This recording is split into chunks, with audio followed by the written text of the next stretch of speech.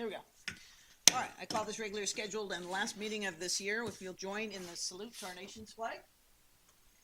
Ready, begin. I pledge allegiance to the flag of the United States of America and to the republic for which it stands, one nation, under God, indivisible, with liberty and justice for all.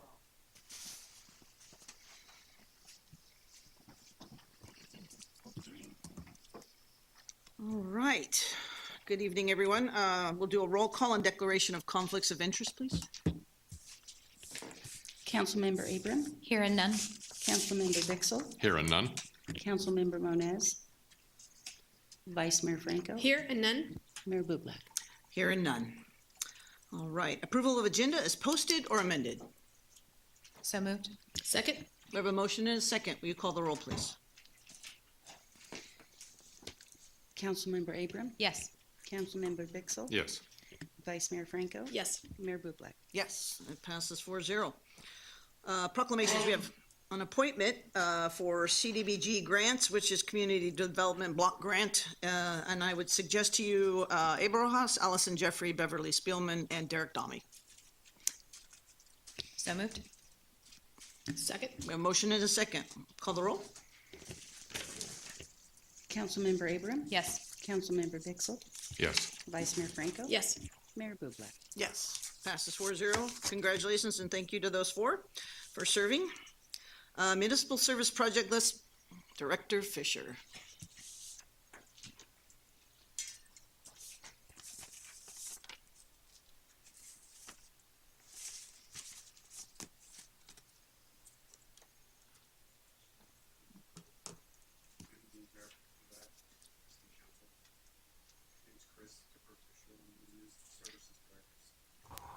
Is it on? It's on? Tip it? There we go. Okay. Talk to you a little bit about what we do in municipal services as we're pulling this up. So municipal services is basically best described as 4 different departments. So we have a water quality control group, which takes care of about 11.5 million gallons of wastewater a day. But they also, oh, when I grabbed the wrong sheet.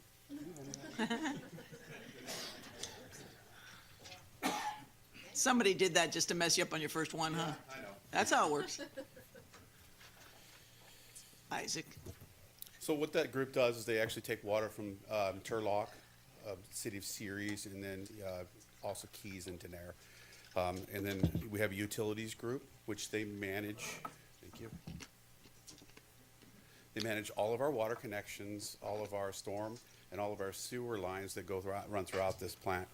And then that really consists of about 20 wells, 3 storage tanks, 23 storm water pump stations, 23 sewer lift stations, about 19,600 service connections.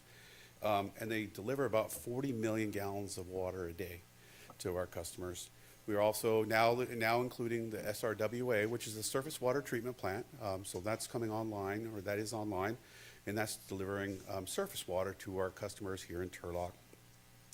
We also have a regulatory affairs department, and they kind of behind the scenes manage all of our regulatory requirements for the city. And I wanted to do this a little bit differently. So what I've done is I put together basically the projects, the municipal services projects by the areas that I just described. So right now we're currently working on about 47 active projects. 22 projects are for utility maintenance. Now that's what we talked about. That's our sewers, our storm ponds, our service connections, and then all of the drinking water that we deliver to our customers. And also the SRWA, because that's surface water that we're bringing into there, so we consider that. And we're working about 18 projects right now for WQC, which is our, I guess better said, is our wastewater plant. And we have 11 current projects for regulatory affairs. And I wanted to talk about like how these projects are impacting our staff and our citizens and our customers. So 22 projects are managed by the operations and maintenance teams. So about half of our projects we manage in-house, which I think is a good value for, because we have the best pulse on what our customers need. And also cost effectively, we're able to manage those within the course of our day. Sometimes it does take over our day, but generally we recover and we, come back, we bounce back the next day with a cup of coffee 12 projects are currently managed by our regulatory affairs, and those are in collaboration. And I want to emphasize that the work that we do, we can't do all of ourselves. We have to collaborate with different groups, and you'll see that through our projects. So they manage that. They collaborate with the operations and maintenance teams. So in addition to the 22 projects the operation and maintenance team are doing, they're also helping, working through some of the regulatory affairs projects, and vice versa. 9 projects are managed by the engineering team, and that really takes just collaboration with the operations and maintenance groups. And those are the more challenging projects over a long term that will require some of the bigger equipment or whatnot that require engineering to be done correctly. 4 of the projects are managed by our leadership team with collaboration with human resources, and people are our most valuable assets. So those are why there's only 4 of them. They're very, very important projects to make sure that our people are happy as they serve our community. So I wanted to talk a little bit about just the utility maintenance and the SRWA project. And I'm going to give you the highlights, and I think at the end of the program we'll have a list of all the projects we're doing. But some of the major ones is a citywide chlorination project. The city has not chlorinated its water since its inception as a city. And this is a major step that was taken. It's to protect our drinking water from pathogens and whatnot. And with the introduction of surface water to our system, it's very important that our systems are maintained in a way that provides good, wholesome, quality water. That was a big undertaking, and it was heavily planned, and there was very, very few instances where we had off-color, off-tasting water. But it did happen, but they were managed very, very well. So they have an integrated flushing program, and you'll probably see them, on your streets. You'll see on our Facebook page that they're going through and flushing. The reason that they're doing that is to make sure that the water that you have is free of any defect from the chlorine. Now, we expect that to diminish as chlorine is more stable in our system, and we've already seen some diminishing returns on that. We're also doing a surface water integration. And I don't know if you've been on Quincy Road or been driven by Quincy Road. You see that big tank out there? That actually takes all of the water from the SRWA. So that pipeline runs down Aldrich Road, goes down Berkeley, and it makes its way down to Quincy. Subsequent to that, we had to do some tie-in points. You'll see on Christopherson, you'll see on Monte Vista, and then also further down Quincy, you'll see some evidence of the road and how we tied that in. And just so in case the question comes up, we are working to resurface that road. We had some struggles on that one. So we've also been doing some groundwater quality improvements. So what you'll see with that is, we call it GAC, but it's granular activated carbon, which basically cleans some of the contaminants, it improves the quality of the water by removing contaminants. So you'll see those big tanks, and we'll see a picture of it. And what they, and their main purpose is to ensure that we have extra groundwater in case we need it in times of drought, right? And then that allows those wells to become great performers in our community, so we don't have to worry about not running them. Also, what they've done is they've gone through, and I don't know if you've seen the trucks, you'll see they're actually cameraing all the sewer lines. So what they're doing with that is they're getting a good analytical data or picture of a condition of our sewer lines, and they're working through that to place that on our 5-year capital improvement plan. So instead of saying, okay, these are done by the age, they're actually done by the condition, right? So that helps us to prioritize that we're working on the right things.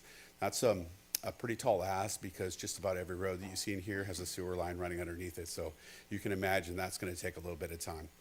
And the SRWA is currently in the surface water plant commissioning phase. We call it an acceptance testing.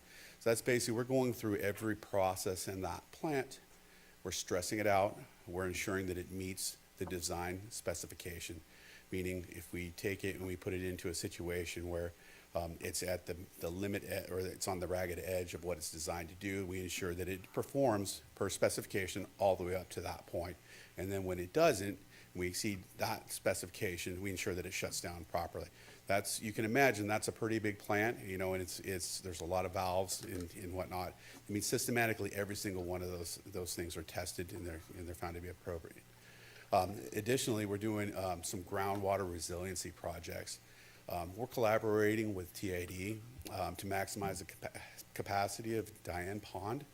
and providing it, I think it's 3,000, I'm sorry, I didn't bring my glasses, 3,695 acre-feet of water during the irrigation season, and that's meant to improve or restore our groundwater capacity.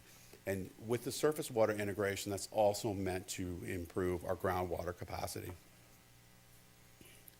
These are some of the projects that we have here. So you're going to see in the upper left-hand corner, that's one of our well sites, and that's one of our chlorination stations and treatment. In the middle on the top, that's the terminal tank that we talked about in Quincy. And then on the right top, that is the tie-in spot on Monte Vista. That picture was taken about midnight. So our teams are out there at midnight ensuring that the work is done properly and the proper samples are taken. They're taken to the lab. Our lab staff actually stays late to make sure that those samples are run. On the lower left, you're going to see another granule activated carbon. And then on the left, I guess with the tank, that is actually the state regulator inspecting our terminal tank, which we received an acceptance on. And then the last two are one is a chlorine injection system. Those are on all of our well sites now. There's 30 of them. And then the last picture you see is actually the Quincy tie-in. From the water quality control, our project highlights a little bit different cadence on that because it's localized to one area. So a lot of the things that you're going to see what we're doing are going to be projects that are repairing or improving. So a couple of the big ones that we have is our in-plant drain line. That's a drain line that allows us to recycle from the front side or from the back side back to the front of the plant should something happen.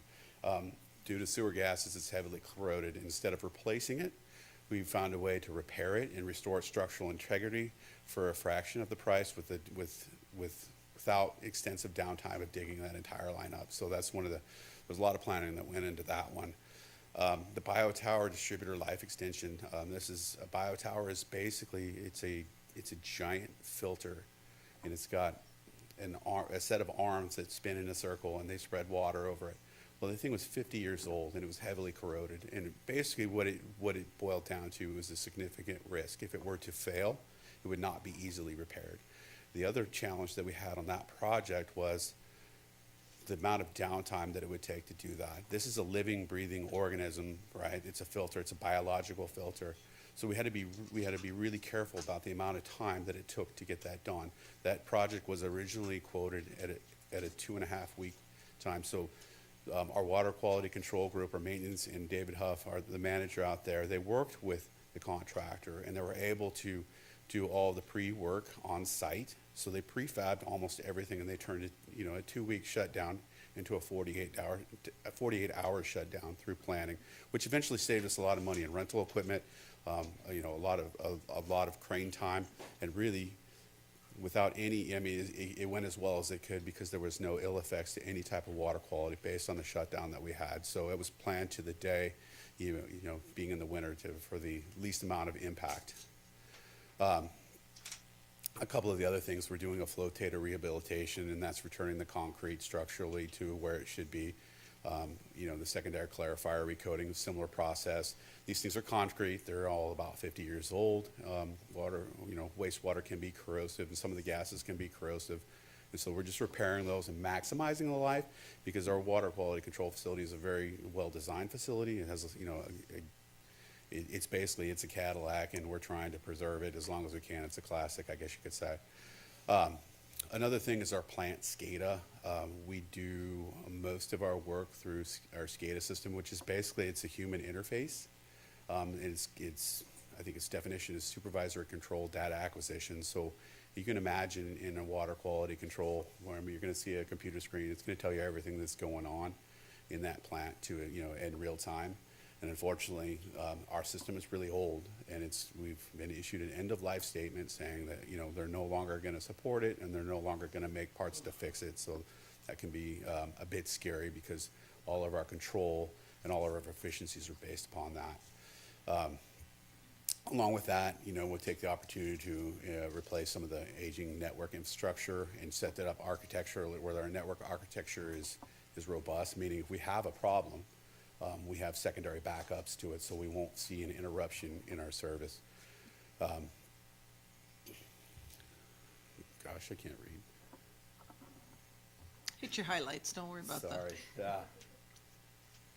The other things that we're doing is we're evaluating all of the equipment in our 5-year master plan.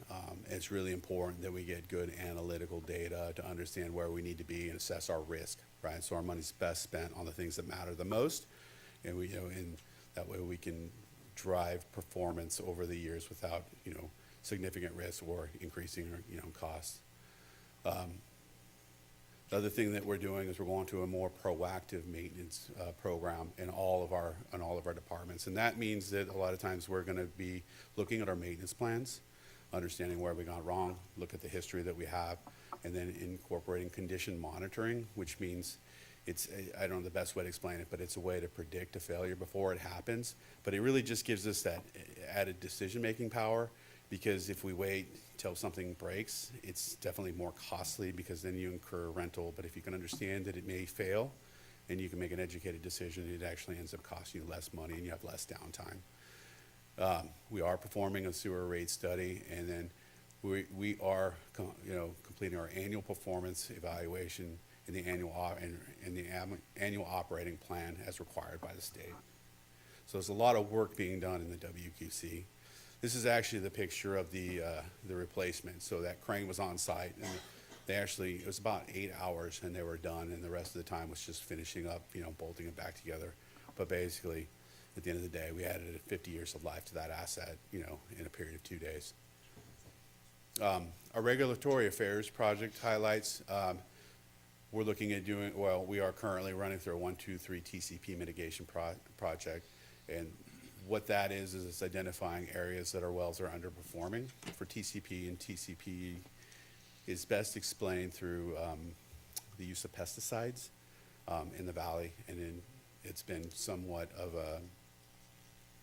a challenge to identify all those areas and get them all cleaned up. But some of the gap treatment, the granulated activated carbon, is a result of that study. And that goes back to our collaboration. We've done our pyrethroid management plan, which is a requirement by the state. So basically, our city uses our chemicals in a manner that is appropriate with the state. And that goes back to just responsible chemical management, which didn't happen in the 70s, which caused the 1, 2, 3 TCP problem. We completed the 2023 MS4 stormwater discharge permit. We evaluated the storm drain trash capture devices, which is going to be a challenge to get moving forward. We're looking at ways that we can do that more cost effectively. We've secured surface water source permitting. We completed an annual water loss report. That one was a little bit eye-opening. I think that our SCADA systems are going to help us with that. As we put in the chlorine, we put in the infrastructure to gather more data from our wells, and I just think that's going to help us quite a bit. We've actually updated our Department of Drinking Water permit for well 8. We have completed our solid waste corrective action planning, and those are the stickers that you see on your trash cans about recycling and what food waste could go with there, and including finalizing the 1383 food waste education and outreach compliance. A couple of things that were exciting for our regulatory affairs teams that they enjoy doing was our Embrace Turlock's Beauty. That was a program where our residents could come out and for one day and go to our local trash supplier, and they could drop off some of the things that they didn't want at no charge, which I think was well enjoyed by all of our residents in the Turlock. And I don't know if you've seen in your utility bills our ongoing public outreach campaign. I'm always looking for feedback on those. I think that the staff does a really good job. And I do take note when I hear things in council about, water and whatnot, and we incorporate those in those mailers to try to educate our public. And this is just kind of, I think there's 2 pages here. This is the list of all the projects I didn't cover them all. I know that I only was given 10 minutes, but I don't know how I'm doing on time. And I couldn't 20. read those things without my glasses on anyways. But I'll finish with that, and this is actually the pictures from our Embrace Turlock. And again, I think collaboration is key in community. And when we can go out and collaborate with our businesses, our local businesses, and our other team members, I think we all do better. And that's all I have. Questions for the director?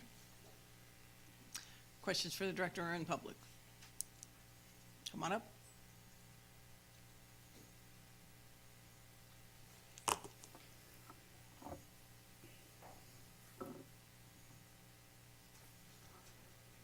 Good evening.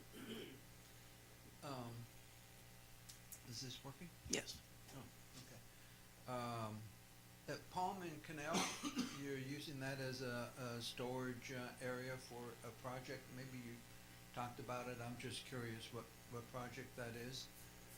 Palm and Canal, I'm not familiar with what's, Did I describe that right? Is Palm and Canal? Yeah. It's a property that the city bought back in 2000. I think that's housing. The triangle piece. oh, the triangle piece. Yeah. That's a good question, and I think the answer to that, Let me ask my other. okay. And then also, the previous director, Mr. Goodman, I think his name was, he once told me that the water, the water quality control plant was really only operating at like a 50% capacity because it needed a lot of maintenance. So is these some of the projects that you're working on, and that if we could get it up to 100%, there's a lot more needs that could be met, and which also would include, more money that the Yeah. city would get. It's So definitely a revenue. Yeah. Those are my questions. Thank you. Yeah, and they're good questions, and I want to I wanted to address the capacity. I think that capacity is better explained. There was a reduction in capacity in the wastewater plant in 2018, and I'm going to get these numbers. The plant is meant to do 20 million gallons a day.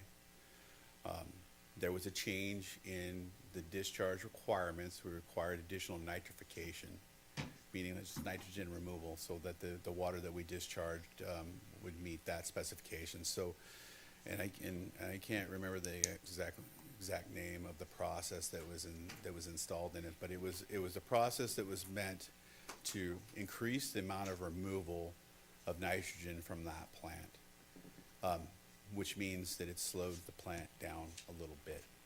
Right, so you get more contact time, you get more removal. At that point, the plant was re-rated from 20 million to just under 16 million, but it didn't meet that water quality.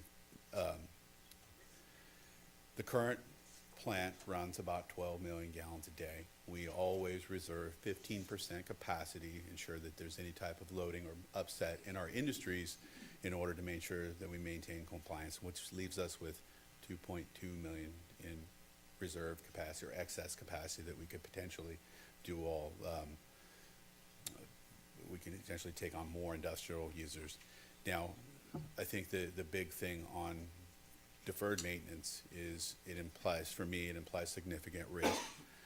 That's risk that I'm not willing to accept. So some of the projects we are doing are addressing, deferred maintenance practice. And so we'll get the plant back to its original condition at the re-rated capacity, if that makes sense. Anyone else? Okay. Thank you, Director. And now Director Schultz. Should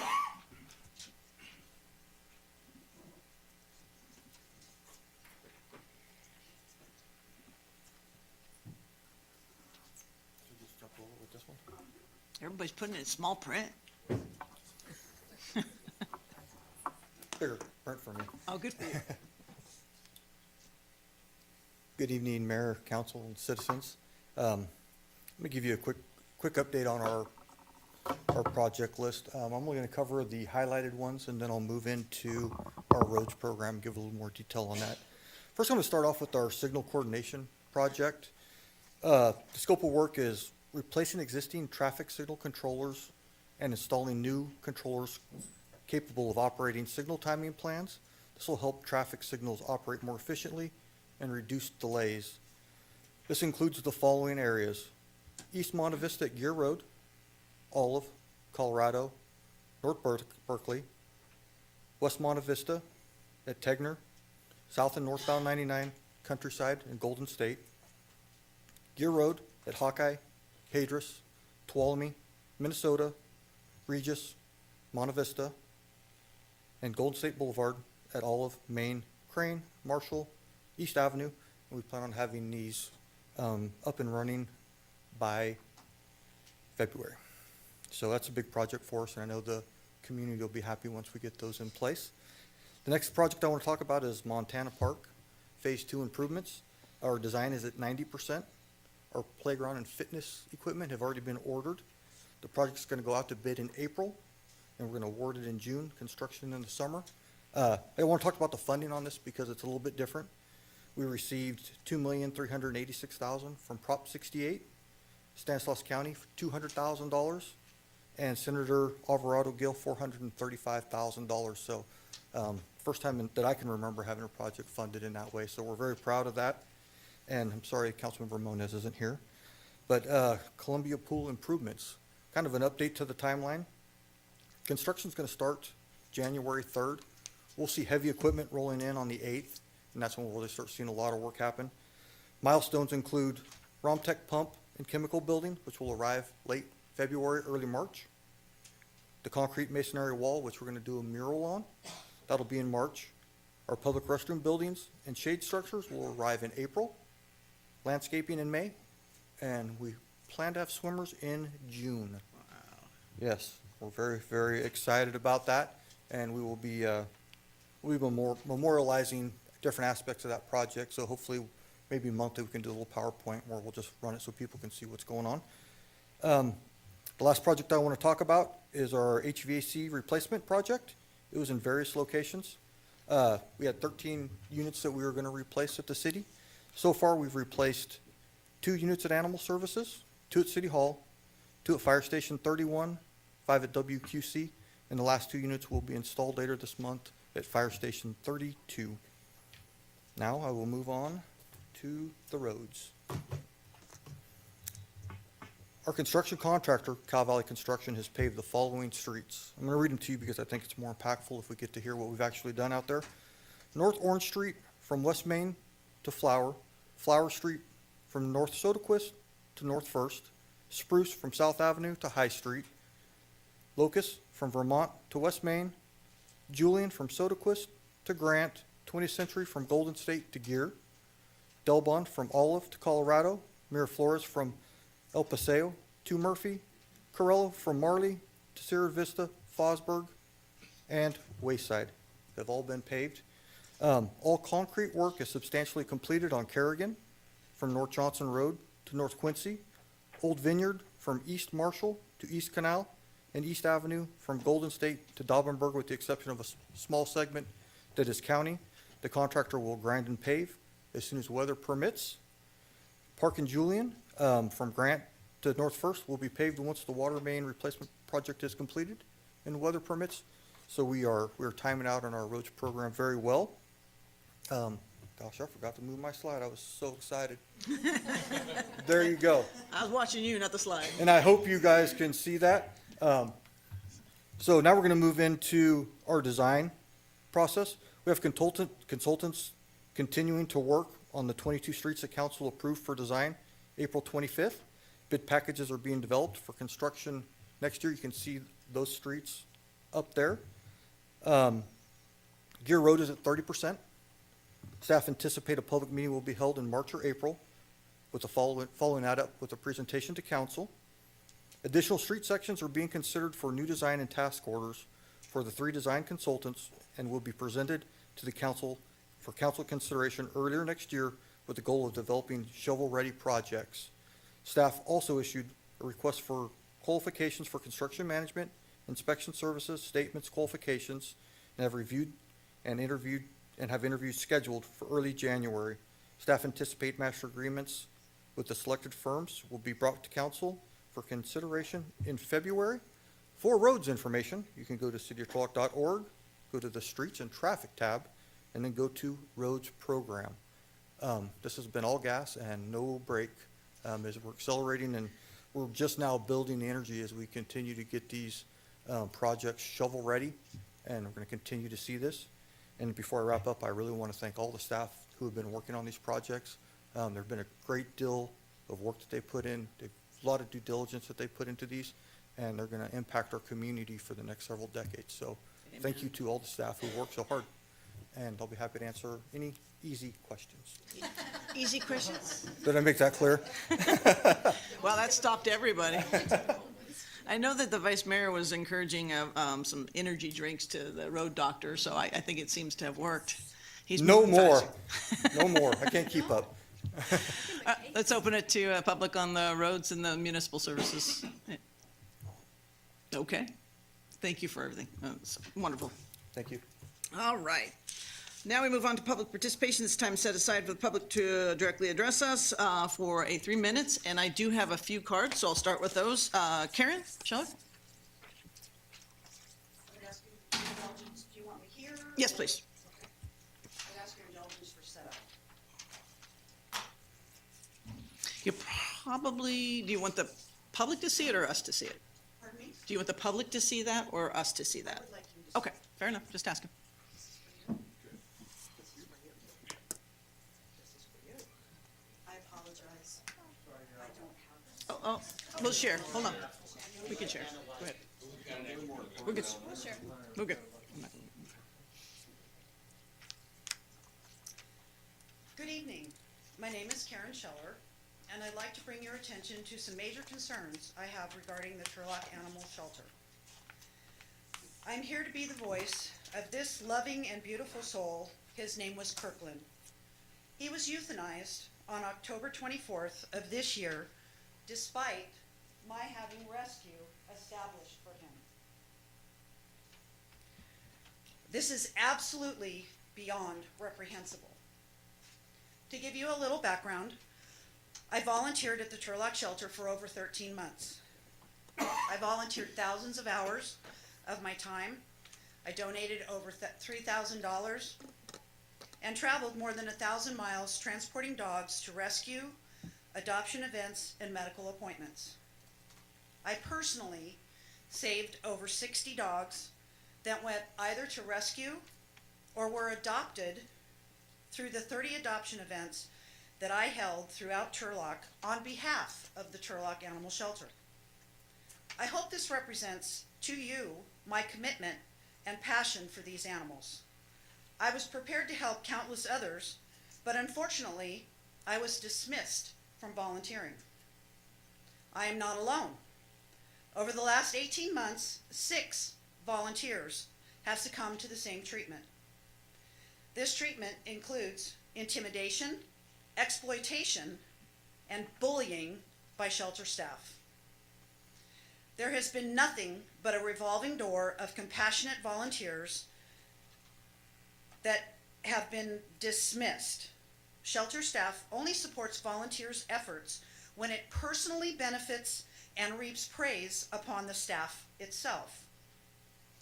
Every disgruntled volunteer that is summarily dismissed from the shelter, an entire community is discouraged from volunteering, adopting, or supporting the shelter in any way, shape, or form. This only hurts the animals. Along with the deplorable treatment of volunteers, the shelter management refuses to publish a euthanasia list for fear of public criticism, when in fact, this is the best thing that could benefit the animals. Countless rescues and the community are ready to help. The euthanasia list should be shared directly with rescues at the very least. Also, it appears that management is not held accountable for the misuse of shelter funds, both in the past and currently. Apparently, there's no definitive discretion about how monies are spent. And as a result, I was directly asked to fund medical care for several dogs.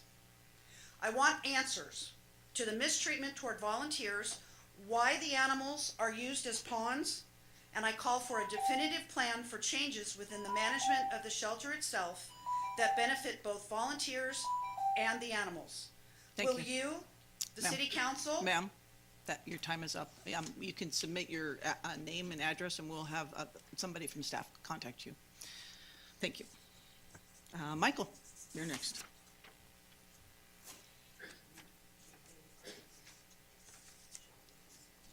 To the White House, 11/24/2023. Turlock City Council, 12/12/23. May Day number 17, SOS Holidays. Turlock Police Department, and all veterans. You love Veterans Day, President's Day, and the 4th of July. And Christmas. All holy days are no longer equate. And Law's Law of Stanislaus remains here with one. Law of merit is becoming more, less citizen.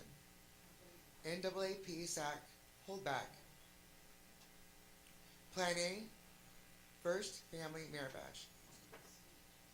The Turlock Journal is my town. TNRC motto is Families Serving Families.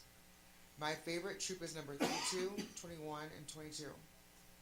My Title 22 and OBRA cert is 52 states concrete. Your life rank is in the tree of wisdoms. From sea to shining sea, may this present gift of life to be presented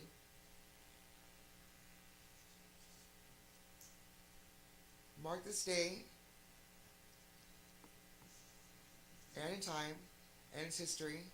Mr. President and Vice President, use the speaking of Activity Director certification for every 52 state capitals, city, town, village, and residence. Not one American post be overlooked or press not to be being booked. Magazines, A&E, though I might pass over. I am my family's last son. Michael Myway.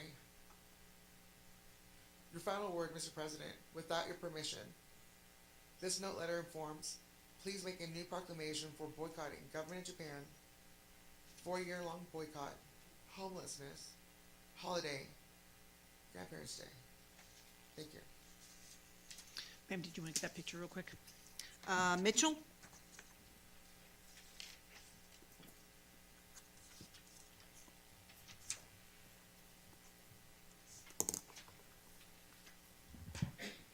Good evening. My name is Mitchell Vinciguerra.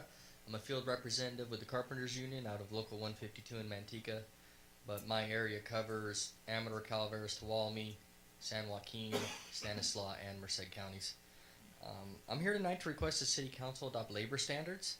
I hope you consider developing labor standards that include healthcare and apprenticeships. 1 out of 4, or 26% of construction workers in California lack health insurance. That's 2.5 times the rate for all California workers. These workers are sometimes reliant on emergency rooms, taxing an already overburdened medical system in our community. Policies that require contractors to offer their workers family health care will raise standards in the construction industry and will also ensure that employers who do offer that can compete at a level playing field. Because of increased wages and lack of student debt, construction apprenticeship can be a better option for many young people than the traditional undergraduate program.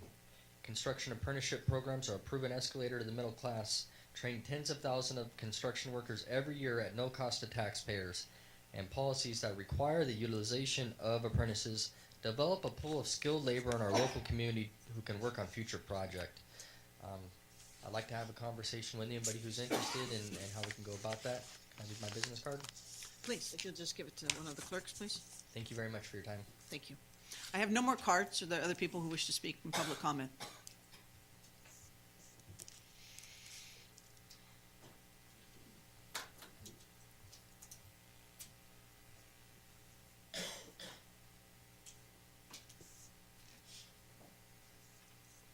Good evening. Merry Christmas, Happy New Year's. Okay. Seems strange saying that, but I mean, you don't have another meeting before. Right, fair enough. So, can you pull items, consent items 5D, H, and I, if you would, please? One question that I've had for a long time is assessment districts. When are we going to see a review of those? My understanding is that we've had, an audit of them going on actually as long as I've been coming to the council, so for at least 4 years. And the last that I looked, we had like a $17 million surplus there.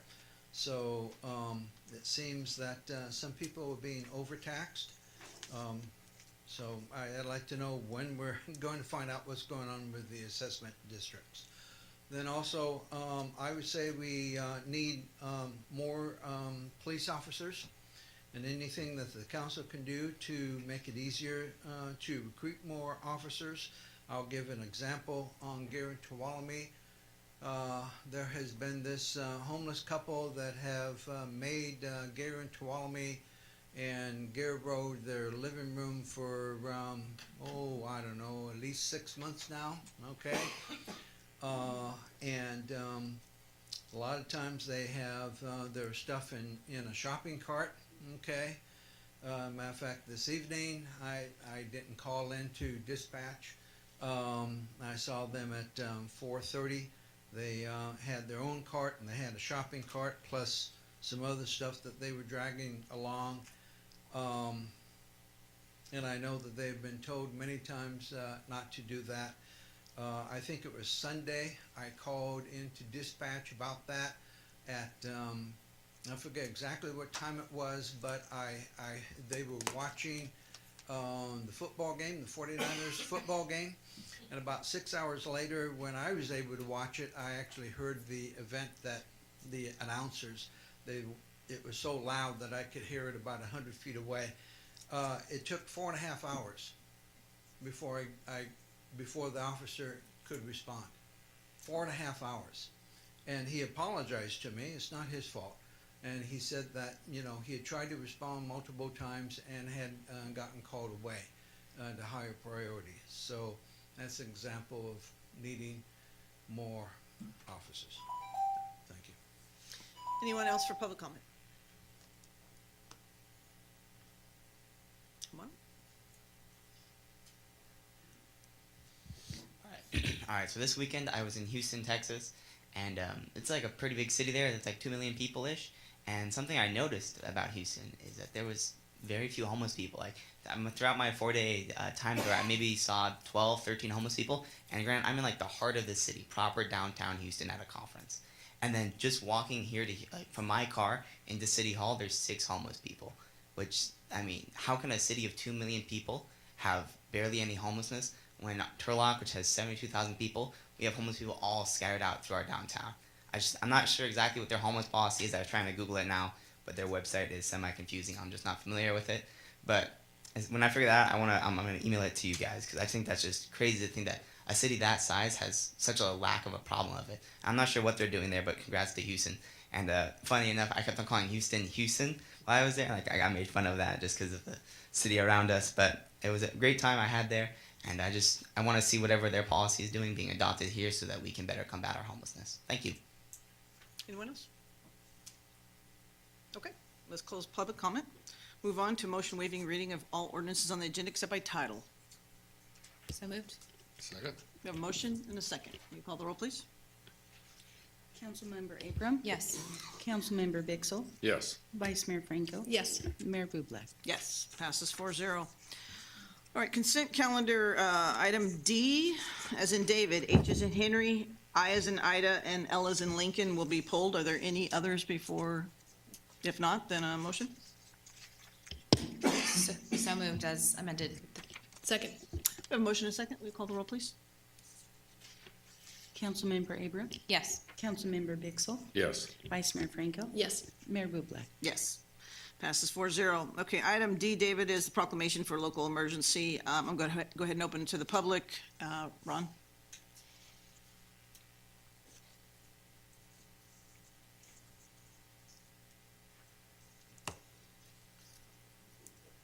So, I think this is related to that. I have mentioned this before. I've been a little mystified about what has happened at Turlock Gospel Mission, because at during the summer, they were, okay, let me back up a bit. Every day we get a report on the number of beds available throughout the county at the different shelters. Okay, so during the summer, Turlock Gospel Mission got to the point to where they only had 5 beds available, and it was kind of consistent in that area, 5, 6, 8 beds, something like that.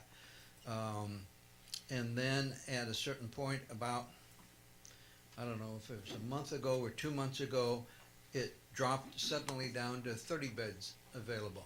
So I kind of made a joke of what happened. Did we have the rapture and the rest of us got left behind? Hopefully not. You know, what happened? Why all of a sudden? I mean, it was in a period of, like, I think a day. It went from 5 to 25 beds available to 30 beds available. So something happened. Where did all these people go? I like to have some answers about that. And then also, I really think that we need to get a better handle on what the problem is. I think it was somewhere in the agenda. It was reported by WeCare that they had filled out 311 unduplicated entries of individuals into the HIMSS system. So there were 311. Can we avoid that one, because that's going to be pulled, so I want to keep this agenda to the, just homeless in general if we can, just so, because we'll address that at the next one. Oh, okay, I'll Okay. talk No, thank you. about that. Okay. Yeah, so, okay, I'm sorry. I guess we'll just leave it at that. We'll get you back up for another one. Okay. Okay. I also didn't get an answer about the. Yeah, we're going to finish the public comment, and then we'll have Chief or somebody speak. No, I mean, an answer about, in the Triangle property. Oh, yes, that's going to all probably this be, stuff there. Director Yeah. Fisher's going to look into a little bit. Okay. Yeah. Thanks. Is that correct, Director? Okay. More public comment on the homeless emergency? Anyone else? Okay, we'll close public comment. Chief, you got something? So Ron, forgive me if I don't get this 100% correct, but I did talk to Christian Kirby. I was waiting for some additional information from him. I believe what's happening is it's the method in how the accounting is done, and there was a change in staffing. So before they were counting the total beds that they had available for women, and in the overflow capacity they have, I believe it's 30, a space for 30 beds in that capacity.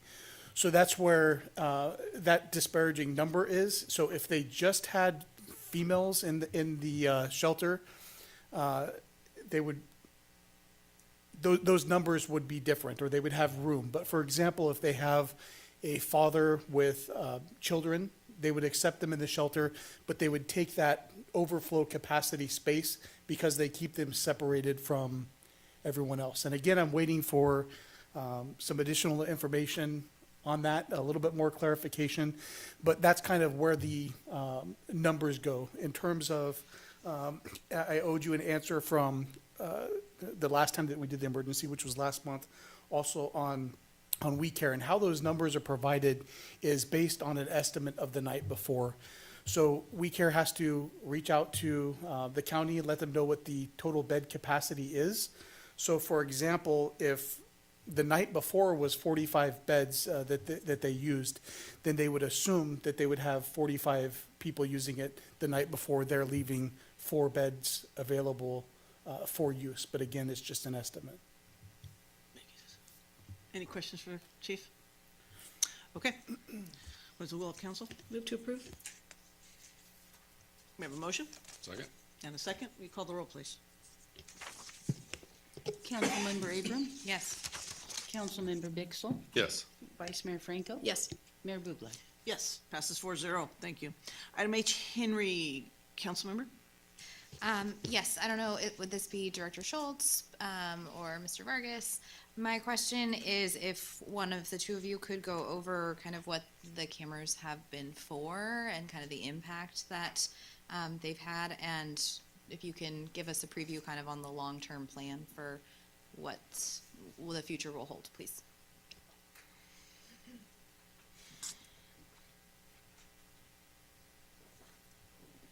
Good evening, Mr. Vargas. Good evening. All right, so this is an agreement for the mobile monitoring services. We've been using mobile monitoring cameras at various sites around town, primarily for due to vandalism. We have them at the Courtyard, Donnelly, Broadway Central, Denair currently. This is a short-term fix in our long-term plan. We don't anticipate having to use the $240,000 over the next 3 years. Our plan is in January, February to come out with a new RFP for fixed cameras, because fixed cameras are significantly cheaper than doing the mobile units that are solar-based, more prone to vandalism themselves. So we'll come back early next year with a more solid game plan for fixed units, and that will also allow us to reach out to our fellow departments if there's need throughout the Courtyard, throughout WQC, wherever it might be, for any fixed camera monitoring that we might need. So we've been operating under kind of an emergency purpose, so this gets us where we should be with our procurement process of having an official contract in place to do these services. And we've had these mobile cameras for about a little over a year now? Yeah, just over a year. Can you speak a little bit to the impact that they're having? How are they Definitely. changing? I'd say the biggest impact we've had is Donnelly Park. Prior to the cameras, our guys could spend up to 14, 16 hours a week mitigating vandalism, covering graffiti. And so once the cameras go up there, that pretty much dropped instantly. So the biggest thing is vandalism. Out at the Courtyard, we have PD and their, we call it the boneyard, but their evidence. And so it's kind of, it can become a pick and pull for the vagrants that come through. So that's out there too. But we have some other plans around the Courtyard to bring in some lighting, some security systems out there. So, but yeah, in the long term, it's going to be more fixed camera units, but we still want the mobile for those emergency kind of purposes, like we had at Washington Road when we had to close it down and make it a one-way. We had some theft of signs out there, so we still want to have this in place, so if and when something happens and we need a quick fix, we can go to these mobile units and then from there assess it, see if we need some fixed cameras, because they're much more economical. Other questions for Mr. Vargas? Okay, we'll open it to the public. Anyone wishing to speak on this item? Come on.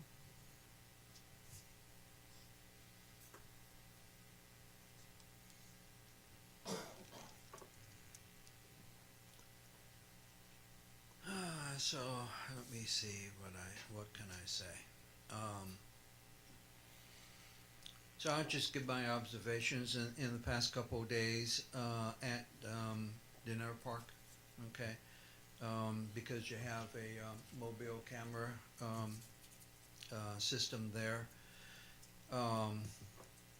For a couple months, there's been 2, 3, 4 guys, whatever, who have made the park there, the east end of the park, basically their home day and night.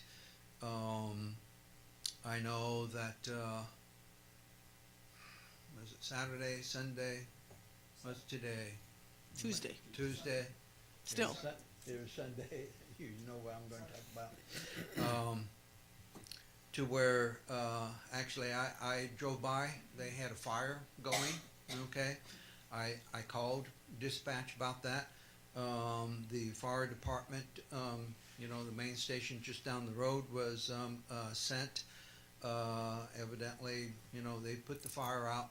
The fire truck went back, and I guess they lit the fire again. Okay, somebody else saw it, called the fire department, also said send the police this time. So the police department came, and they put the fire out and started putting their stuff in their tent. I've also seen on the weekend, I forget if it was Friday or what night it was, I went by late, and there was just a big pile of their stuff. I'll use that right around the tree. Then there was a tent. Then there was another, I don't know if it was a tent that was covered by a big blue tarp or if it was another pile of stuff that they had covered and other stuff that was around. Again, let me just our frustration of we have the camera sitting right there and we have that going on. Okay, so What's the point of the camera is your question? yes, thank you very much. Fair enough. Thank you, I appreciate that. And I'm not trying to be mean or nasty, but No. yeah, okay, No, you're good. thank you. Okay, anyone else?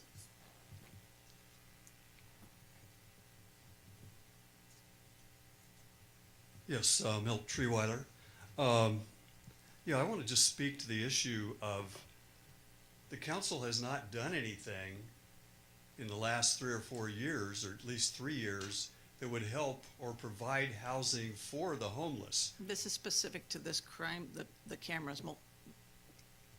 The cameras aren't doing any good. They just look like an eyesore in the city. Thank you. Anybody else?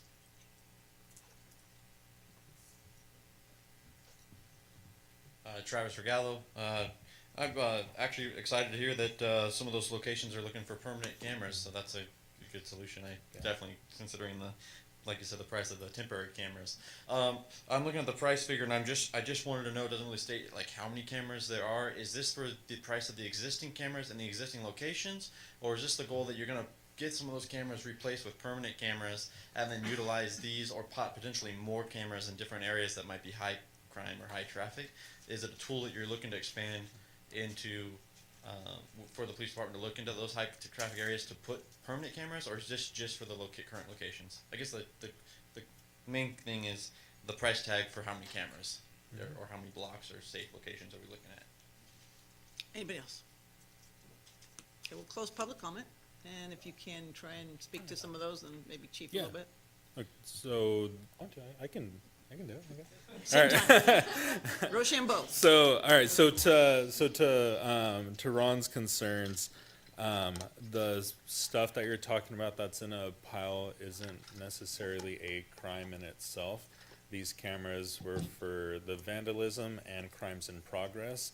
So when there are crimes in progress, such as the fires, there was one actually at Denera Park where PD got called out, and there was a firearm.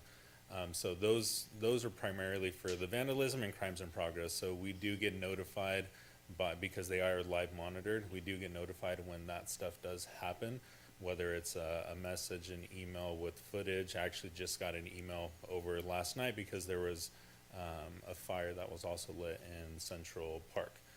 So we do get those, but again, those are for crimes in progress and the vandalism, not necessarily for the stuff and the homeless that are sleeping there overnight. And then to Travis, this cost is for the existing cameras and the number of cameras that we have at those locations. Again, I don't anticipate using $80,000 a year. This is just based off of current figures.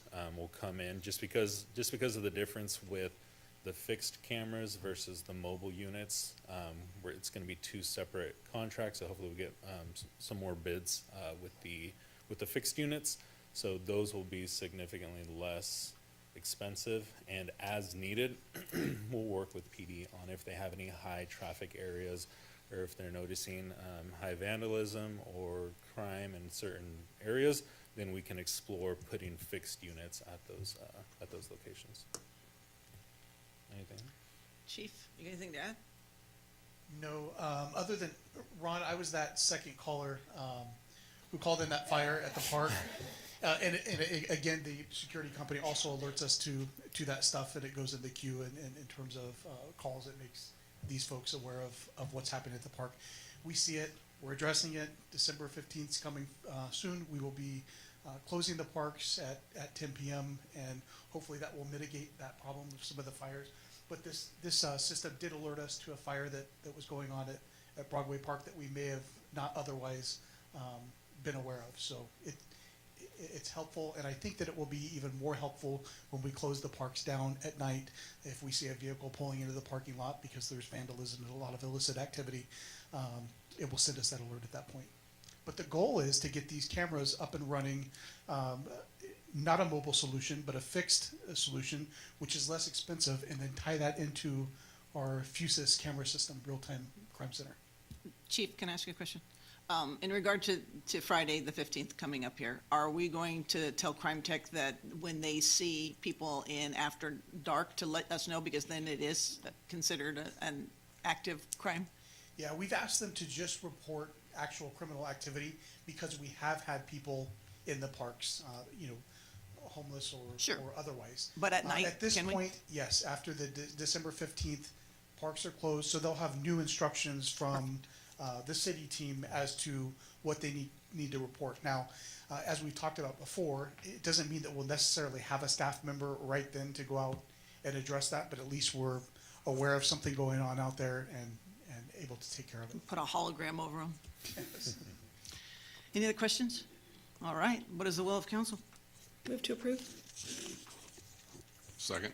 We have a motion and a second. Will you call the roll, please? Thank you, Mr. Vargas. Councilmember Abram, Yes. Councilmember Bixel, Yes. Vice Mayor Franco, Yes. Mayor Bublak. Yes, passes 4-0. Item I-IDA is the service agreement with We Care program. I initially voted no. It was a 4-1 vote, and I'm going to be consistent on my vote.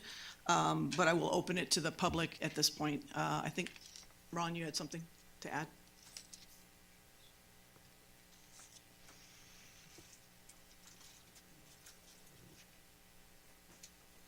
You should rename me again. It's one of those. That takes longer. Oh, okay, that's true, that's true. I have a question about, in the, write-up, it said that the, We Care was, United Samaritans Foundation was requesting if we, went forward in 2 months for more permanent, that they wanted to have a fence. I'd like to have more information about why they feel they need to have a fence, what is happening to cause that. And then I will also just say that I'm aware of at least 2 eyewitness accounts about drug sales in that area. Let's see how I can phrase this.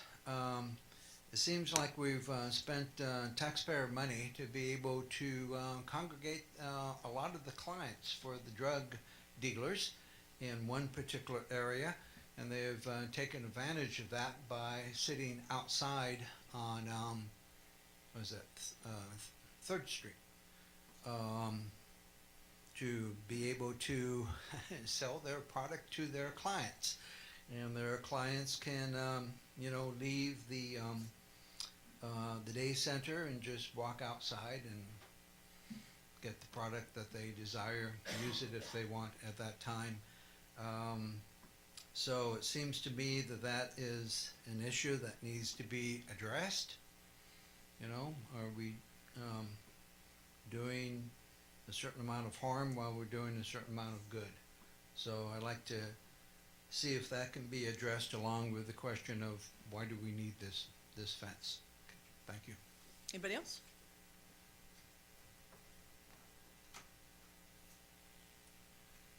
I think the answer of why we need a fence has been answered because of the drug dealings. We've got to separate the people from the people who want to be there and are using it for what it's designed for, from the people who are taking advantage of the situation. So I hope that you've all been able to go over there and take a look at it. It's been very successful. A lot of things, a lot of people have been served. It's a good environment. As a matter of fact, I know they saved someone's life down there just about 2 weeks ago. Came in or was drugged with fentanyl, and I know the 2 people who worked on him. They've both been in the council chamber, my sister and JJ, and they called 911. They got a dispatcher. The dispatcher led them through what they needed to do, and oddly enough, the dispatcher did not want them to administer the Narcan. They gave chest compressions, and they got the guy's heartbeat back, and it was kind of a scary experience for them. But the guy at the time did subject to going to a rehab. I don't know how that turned out, because it doesn't mean that he stayed in the rehab, but at least he volunteered to go to the rehab and start, but that doesn't mean they stay. There are a lot of problems here, and as I go back, we need a place for the homeless, and we have to work on that. We have our property out in Walnut, and that is a good place. We could have some kind of small housing out there. I think we also have some small housing that may be helpful later on, so hopefully we're going to get that. And we've got to take care of the mentally ill. I don't care what you're going to do. If you don't take care of the mentally ill, you're not going to get anywhere. They don't know what they're doing. They have no rational reason. They can't make rational decisions. They're mentally ill. I mean, I don't know why people can't understand that. You're not going to get them to follow your orders because they don't know what orders are. And you're going to have to accept that as reality. I remember back before Governor Reagan took out the centers, we had a lot of centers with a lot of mentally ill people in them. They weren't the greatest places, but they had a place to be. They were taken care of. So there's a lot of work that this council can do to make our situation with the homeless better, and I hope that comes in 2024. Thank you. Happy New Year and Merry Christmas. Anybody else? Okay, we'll close the public comment. Director Lohr, can you speak to the fence and whether or not we're going to be discussing that or voting on that tonight? Or if there's a need for it, will it be definitive why all that at another time? No, the only thing that you're voting on for tonight is to do a 2-month extension on the pilot program. There is no additional cost with the request tonight. The fence item, we will be addressing. We're having a separate meeting with We Care and United Samaritans to talk about the reasons behind the request.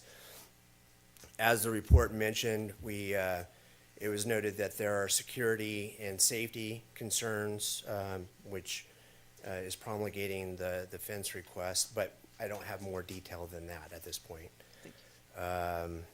So that's the fence issue. And then I will like to mention that the mental illness topic that was brought up by Milt, we do have the mobile medical care going to that facility to provide those services. They do behavioral health as well as the medical. But again, we're just requesting a 2-month extension. That'll allow us to get through the holidays. We'll address some of these questions. We'll actually be asking We Care to come to the next or a meeting in January to provide a presentation to go over the numbers. I know that was mentioned as well about the 309 unduplicated clients. So we'll drill into that a little bit more and answer some more questions for you. But all we're doing now is the extension for 2 months. Okay, and according to the write-up, there's been between about 30 and 50 people there per day, is that correct? That is correct. Okay. Between the hours of 7:30 and 3 o'clock in the Right, afternoon. and without this, they would probably end up, well, they'd end up all over the city, but because downtown is close. Yes, unless they have a place to go, you're going to see them within our community. Okay. During those hours. Can we make sure that whenever We Care does bring all the information back, that they give us accurate, detailed information so that we can see, do we help people? Did we do any good? And also maybe talk to some of the businesses downtown and see what happened before and what's happened now. Has it from the business's standpoint, did it help? Did what we did, by opening up the day center, did it help the businesses not have homeless in their doorways, homeless in their alleys, that kind of thing? Sure. Thank you. Any questions? Yeah, I would just like to make sure that the intention is, seeing that this only extends it to January 31st, that one of our January council meetings, we will have an opportunity to evaluate a contract that is at least 12 months, so we can provide some operational stability for this program if should the will of council be for it to continue. Yes. Okay. Yeah, thank you. we're, what you'll see us bring back, is hopefully a long-term solution to this item. Yes. What's the will? Move to approve. Second. We have a motion and a second. Will you call the roll? Councilmember Abram? Yes. Councilmember Vixel? Yes. Vice Mayor Franco? Yes. Mayor Bublak? No. It passes as a 3-1. Thank you, Director Laura. Item L Lincoln is resolution with questions by Vice Mayor. Yes. So I'm not sure which staff member is handling I believe it's the this. engineer, Mr. Morris.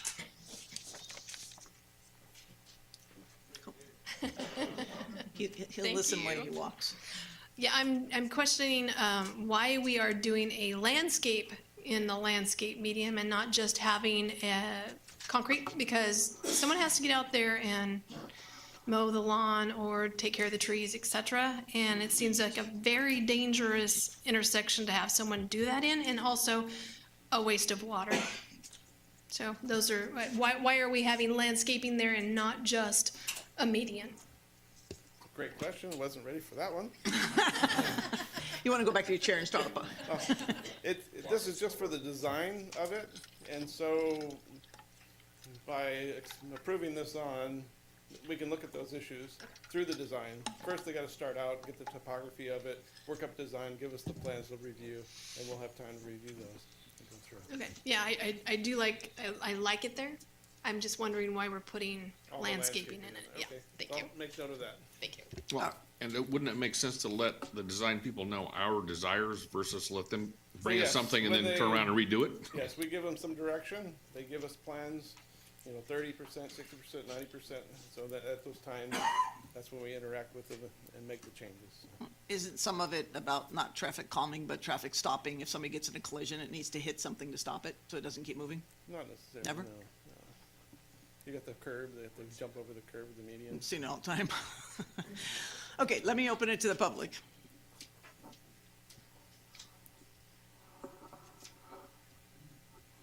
I just wanted to speak on the landscaping. Landscaping beautifies a city. And if you are aware of California native plants, there's a ceanothus plant. I have 3 in my yard. And one of them, once they're established, it takes about 5 or 6 years to get them established. I didn't water one of the plants at all during the entire summer, and it looks beautiful. It's called a ceanothus. Put that on your list. California native. I can also get you connected with a person in Denair who can design it. He helped design the University of Merced, University of California at Merced. Silly. That would be ridiculous. But they're nice shrubs that add beauty to the city, make it desirable, and they're available. They're not that expensive. Thank you. Anyone else? Yeah, I agree with Treeweiler. Let's keep it beautiful. Let's put something there that's can sustain itself and just make it look better with landscaping. I think that it'll be a minor little thing, but it'll make it look pretty. Anyone else? Okay, we'll close the public comment, bring it back. Move to approve. Second. Motion and a second. We call the roll, please. Councilmember Abram? Yes. Councilmember Vixel? Yes. Vice Mayor Franco? Yes. Mayor Bublak? Yes, passes 4-0. Thank you, Mr. Morris. Final readings, we have none. Public hearings, we have none. Action items, accepting a comprehensive compensation study from Sloan, Saki, Young, and Wong. Director Dami. I got it all. Good evening, Mayor, City Council, City staff, members of the public. My name is Jessie Dami, HR Director. The item before you this evening is the comprehensive compensation study conducted by Sloan and Sakai. Joining us this evening to present the data, summary, and findings is the consultant Jeffrey Rothman with Sloan and Sakai.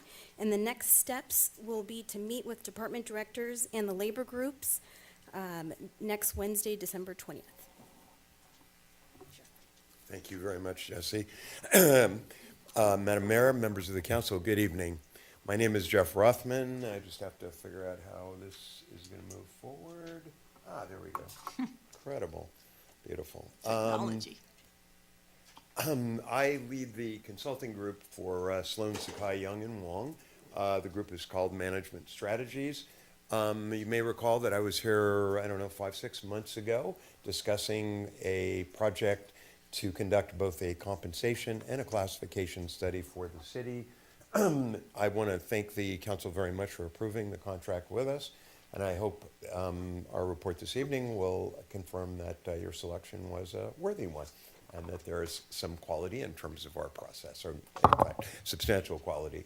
I understand that we don't have all evening to review how these studies are done, so I'm going to try to keep it reasonably short.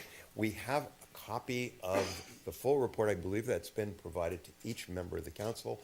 This is what we will be reviewing next week with your managers as well as with your employee organizations. We'll go through the relevant parts for their particular classifications as well as discussing our methods. And of course, we're always interested in maintaining a dialogue. We value input, we value dialogue, we value transparency in the process and the involvement of all stakeholders. We have no smoke and mirrors, we don't hide. That's not what this is about. This is about a public process and a very, very important one, obviously, to the city and the city council. Compensation studies are based largely on surveys.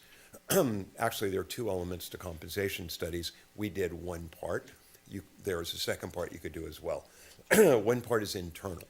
That basically looks at relationships amongst the classifications in the city to determine whether there's equity, frankly, whether individuals are properly classified, and to ensure that their salary reflects the work that they're assigned. That is equity. And it's extremely important. Obviously, in this day and age it is, but it's very important for employees to feel and to understand and to have someone confirm, particularly a third party, that their salary is appropriate. The other approach is an external approach, and that's what the study this evening is about, reporting the outcome of our external surveys. The point of the external survey, very simple objective, is to determine the competitiveness of the city. We don't like to speak in terms of you pay too much, you pay too little. That's not really what this is about. Compensation is basically about your ability to recruit qualified individuals, to fill your positions, and to ensure that they stay with your organization, right? In order to accomplish that, you need to be competitive. So the survey helps you determine whether indeed you are, and the extent to which you are. Surveys are based on three key features or elements. The first one is the survey universe. What does that mean? That means who will you include for your comparisons? Did you want to include San Francisco, Los Angeles, Merced, Modesto? Who's appropriate in terms of measuring your competitiveness? We'll identify who your competitors are in terms of this survey. Secondly, which job classes do you want to survey? You have nearly a couple of hundred job classes here in Turlock, and we could survey every single one. However, we'll talk about the method that we used, which did not include surveying every single class. And finally, we need to identify the data points, the information which will be imported, which will in fact be surveyed and imported for purposes of evaluating your competitiveness. So very briefly, let's look at that. Ideally, the survey universe should reflect your labor market, the employers with whom you compete for the individuals that you want to recruit. The core of that generally involves where current employees, where former employees, and where future employees live. In other words, where do your applicants live and where do your current employees live, right? That's particularly important. That more or less defines the area. Now you see that every single city probably it varies in terms of the extent to which they meet those criteria, but all to some extent do meet it. There were 10 cities that were used: Clovis, Davis, Livermore, Lodi, Manteca, Merced, Modesto, Pleasanton, Tracy, and Whitland. 10 cities. We looked at a number of factors in selecting these 10 cities, or the staff did. First of all, past practice. This group of 10 cities were the same 10 cities that you used, the city of Turlock used, the last time you conducted a total compensation survey. Is that good or is that bad? It's good in the sense that it stabilizes the findings. If we seriously alter the employers that we include in the universe, there's a great likelihood that we're going to see jumps, whether up or down, in the outcomes of the survey. It makes the survey less useful when you alter significant issues. The employers that we survey are similar in a variety of ways. First of all, they all provide services which are similar to the services provided here in Turlock. They're not private sector corporations. They don't build airplanes. They're not special districts in this case, and they're not counties. They are all municipalities. They're all municipalities. They vary some in size. Some are larger, obviously, some a little bit smaller. For the most part, the majority of the employers are located in the same general service area. They're not all. And the employers are located, again, for the most part, where a substantial percentage of your employees and or your applicants reside. So we can check that off. There are a couple of notable exceptions in this survey to some of this criteria. Bluntly, the most notable exceptions are Livermore and Pleasanton. Livermore and Pleasanton. Everybody knows Livermore and Pleasanton, they're in the Bay Area, right? They're not Central Valley cities. A couple of the cities that we mentioned, Woodland and Davis as an example, are not in this part of the valley, but they're still in the valley. So while they don't have quite the proximity, they're still generally in a very similar economic area. Again, the big exceptions in the survey are Livermore and Pleasanton because they very much reflect cost of living trends in the Bay Area, which are, as you all know, considerably higher than they are in the Central Valley. We could also look at negotiated definitions of the universe, and it's my understanding that the council, the staff, have discussed with labor organizations the employers that will be included, and the group of 10 that I just identified is consistent with the policy that the council has in place in terms of conducting these types of surveys. I'm going to very briefly talk about what classes did we survey. As I mentioned, you could start by surveying every single class you've got. What is the likely outcome of attempting to survey every class? You're going to have a lot of classes that don't match. No data is going to come back. Why? Because every employer organizes themselves a little bit differently. You provide the same services, but you haven't organized those services in the same way. So when you attempt 100% survey, and some employers like to try that, what you end up is 20, 30, 40, 50% no data. And when you find data, the data comes back erratically. Sometimes the people that match, or the cities that match, are the high payers. Livermore and Pleasanton maybe matches, right? And sometimes they're lower payers. So you get very erratic outcomes when you attempt to do that. The approach that's more common these days in compensation surveys is called benchmarking. Benchmarking.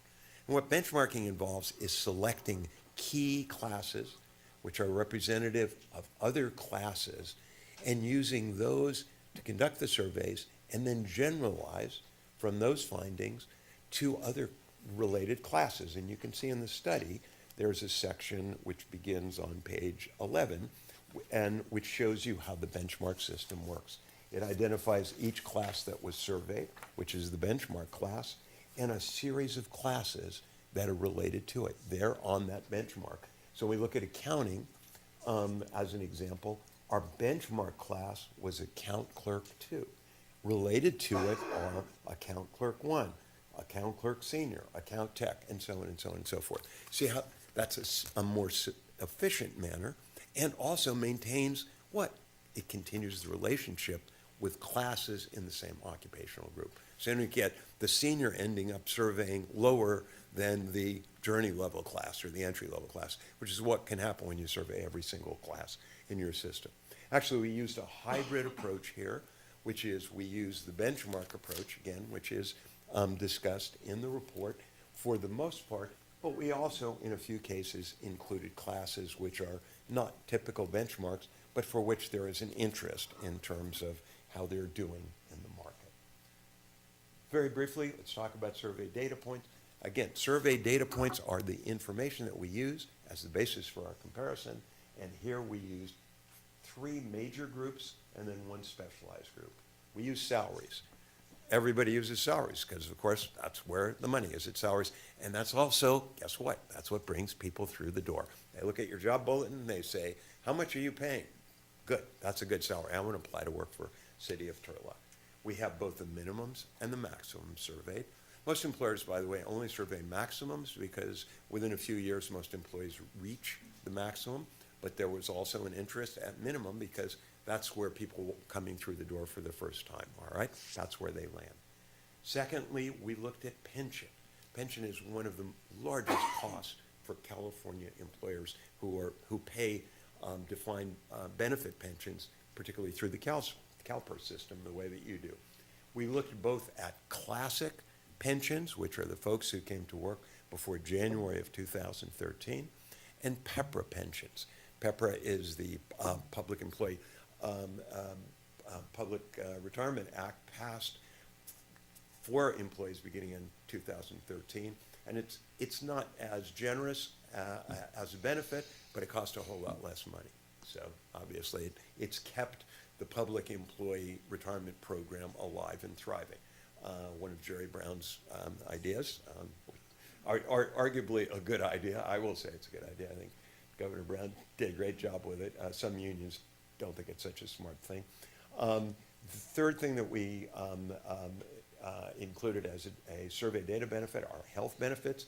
That includes the employer contribution toward health, toward dental, and toward vision at the family level. We didn't look at employee only or employee plus one. We looked at family, which is, of course, the most common.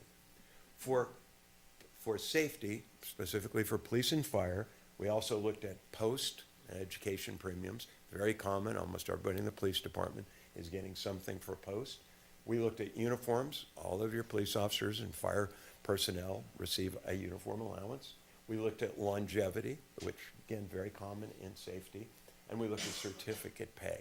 There are a variety of specialty certificates, which are, again, common in police and fire, and consequently, which we survey. What was our process? The process begins with classification matching. That's the very first thing you have to do. You have to go out to these 10 cities. You have to review their classification plan. We have to review their pay plan. We review their labor agreements. We review organization charts, typically the ones that are included in the annual budget. That's where we find them. And we also review benefit information. We also, by the way, review CalPERS actuarial reports. That's where we got all the actuarial data. We don't actually rely on the summary sites. We go all the way back to the actuarial reports. Buried in the actuarial reports, if you take the time, are sub-points which finally tell you what the costs are after they give you a tremendous amount of information about how much this is going to cost you over the next 50 years. We gather information that, for the most part, is publicly available, although we do work with individual agencies to the extent that that's the best place to get information. By the way, something that's very important about these surveys is the information is public. So to the extent that you don't agree with something we're reporting here, labor union doesn't agree, citizen doesn't agree, no problem. We'll show you where we got it, and if you think we made a mistake in that process, let us know. We're happy to hear it. But this isn't secret information. This isn't, stuff that we got from some cabal somewhere. This is public. For the most part, it's on websites. It's easy to get a hold of. We enter the data into a custom survey. We validate and confirm the data. And how do we do that? We have a second analyst look at everything that we put in. The problem when you're working with Excel is you sort of get tired at some point. There's this eye fatigue. The whole thing sets in where about the 5th or 6th or 7th hour of looking at the exact same data, it looks curiously similar. We used to call it Excel-itis. But I think it really impacts people. So we learned some years ago you need a second person to look at the data, including the formulas. The formulas need to each be checked cell by cell by cell. And then we calculate the measures of central tendency. Very briefly, what are the major measures of central tendency? First of all, let me say, what we're talking about is collecting a ton of data. But data in and of itself doesn't mean anything. It's just a whole lot of data, right? You're confronted regularly, I'm sure, with just masses, piles of data. And the problem with the data is, what does it all mean? So in terms of these surveys, data is, if you will, given a voice by virtue of the application of something called a central measure, central measures, okay? And the two most common central measures, or measures of central tendency, are the average or mean. So when we all grew up with, we always got averages at the end of the semester, we got 60 or 70 or 90 or whatever we happen to get. And median. Median is the central point, the middle point, and a distribution of observations or numbers. We like medians in surveys of this size.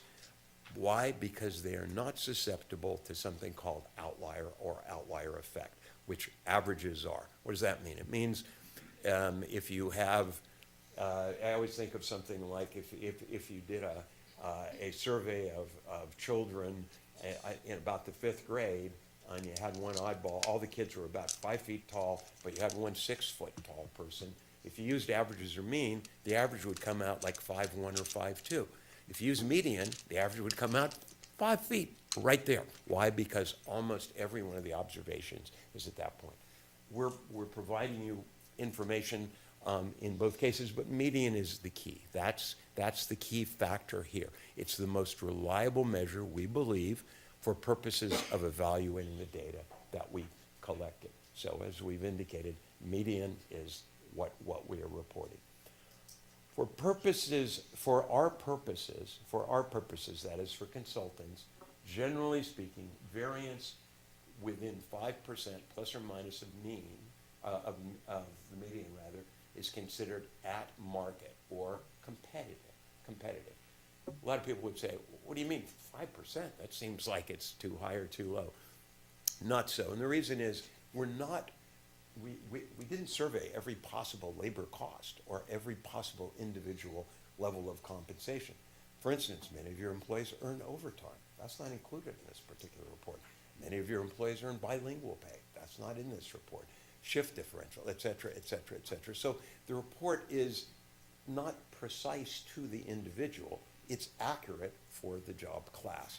That's why there is a 5% variance that consultants use to say, if you're within 5%, you're probably in the green zone. Beyond that, you need to do a little more work in terms of looking at what's happening. Finally, the measures and the outcomes within those measures that are reported to you in this report are just that. They're information. They're information. This stuff is not, written in stone. We don't expect, you're going to be held to exactly what the meaning or these outcomes are.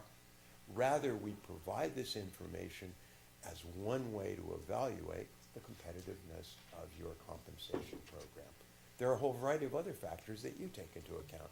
For instance, your ability to pay, how and where you want to spend money, where your priorities are, et cetera, et cetera. The information we provide here, we believe, is extremely important and very useful, but we caution you against using it in any absolute way.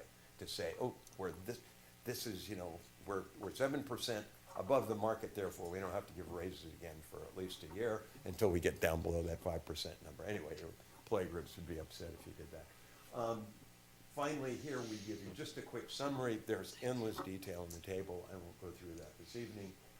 And the big numbers, the four that we provided here, these are the average of the medians. In other words, we added up all the medians. There were 34 classes surveyed.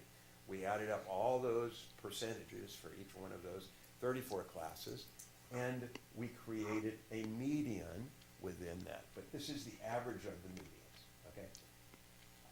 Looking only at minimum salary, the average of the medians is negative 7.9%.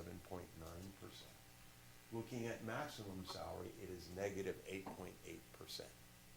What does that mean in general? It means you are less competitive on salaries than the agencies that we looked at. You are less competitive than they are, okay? Now, it's going to vary by which agency you look at, and it varies by job class. There were 34 classes, again, that are surveyed here. So there's a lot of variation.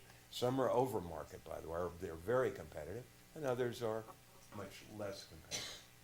Looking at total compensation, which is the total of all of the data points that I described to you, your compensation position changes substantially. So looking at the PEPRA employees, the folks that have come in since 2013, you are 3% below the average of the medians, 3% below the average of the medians. Looking at the classic employees, the folks that came in before 2013, you're 2% below your in terms of the average of the medians, it's negative 2%. Both of those numbers fit nicely within that 5% plus or minus. So what's happening here? Your salaries are a little less competitive. That is, they're below that negative 5% in general. They're not all here at all. Many of them are perfectly fine. You have to go class by class or benchmark by benchmark to really get a sense of what's here. But when you look at your total package, when you look at your salaries, plus your retirement costs, plus your health benefits, plus some of those special items we talked about for police and fire, you are just about at market, just about right in the sweet spot of the market. That's the report. As your HR director indicated, we're going to be meeting on the 20th with, I assume, a good number of very interested people to hear what we have to say, and happy to take any questions the council may have this evening. Questions for Mr. Alpha? Okay, let's open it to public. Anyone wishing to ask a question? Hang on. Gentleman in the back. Phil.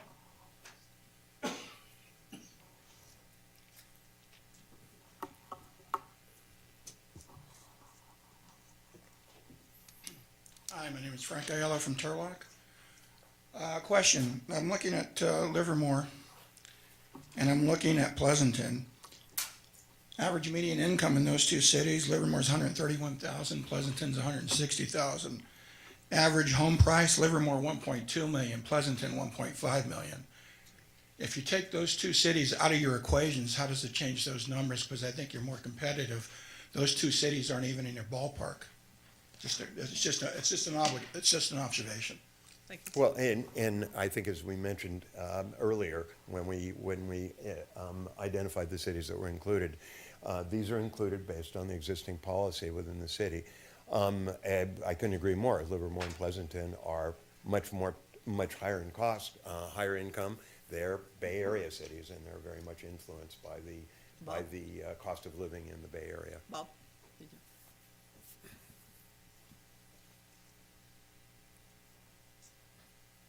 So you said we surveyed 10 cities, of which 3 were Pleasanton, Livermore, and Davis, kind of out of the area. Now, of those 10 cities, do you do any of these surveys for those cities, any of the 10 cities? I have it, well, the 10 or just those 3? The 10. I have to go back. I don't believe we routinely survey for, or not even non-routinely. These are not cities that we've done any recent survey. Oh, Modesto would be the only exception to that. We did a survey in the past year for the city of Modesto. All right, so you already had all the information from Modesto. There probably wasn't any real investigating on that. You already had it done it in your computer. Well, we were certainly ahead in terms of the information that we had for Modesto, certainly. Okay, and just as the previous speaker had said, which I'm sorry I pulled in front of you,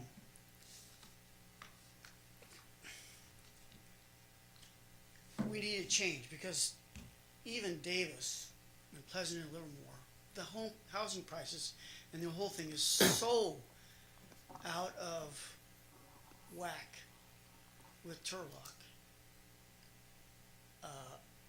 I can't see how it helps us at all. I mean, I know we have a fair amount of police and fire and other people who live in the valley and commute the hellhole that they have to, pardon my language, I'm sorry, but to commute up to those cities to get that kind of income. But I think we have to look at it and just say, you can't keep everybody. Everybody's looking to get ahead, and then maybe we need to position ourselves toward getting the best salaries or competitive salaries in the valley, and not even think that we're going to be able to attract or keep people who are bound for those other areas. Thank you. Anybody else? Ron? Oh, okay, Bill? Sorry. Wait, same time. I just want to briefly say that we have to compete with the entire area. I mean, people from Turlock could drive someplace else, live here in a nice place that we have. I've lived here, you know how long. And so, yeah, we have to have prices that reflect other areas so that we make sure that the people who work here or live here don't drive other places and work there. Thank you. Ron?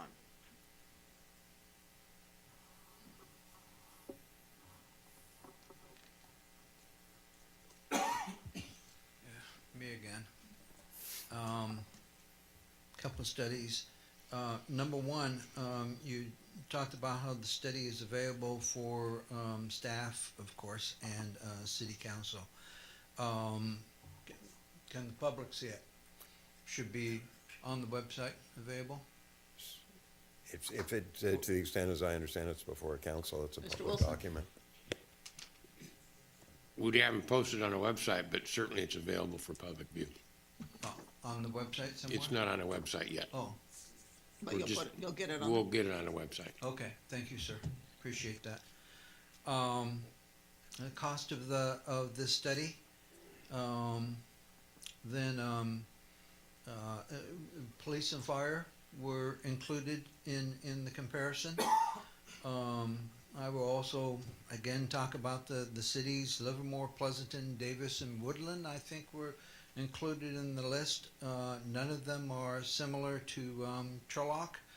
And yes, there's an argument between being able, people who want to live here and commute 2 hours each way each day, versus people in the area.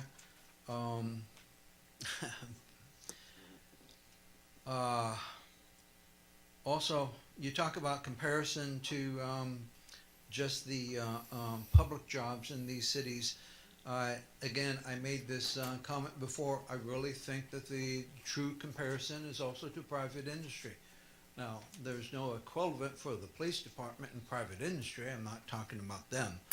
Okay, but in terms of a lot of the other jobs, these are just basic equivalents in private industry, and we should be looking at comparison to them also.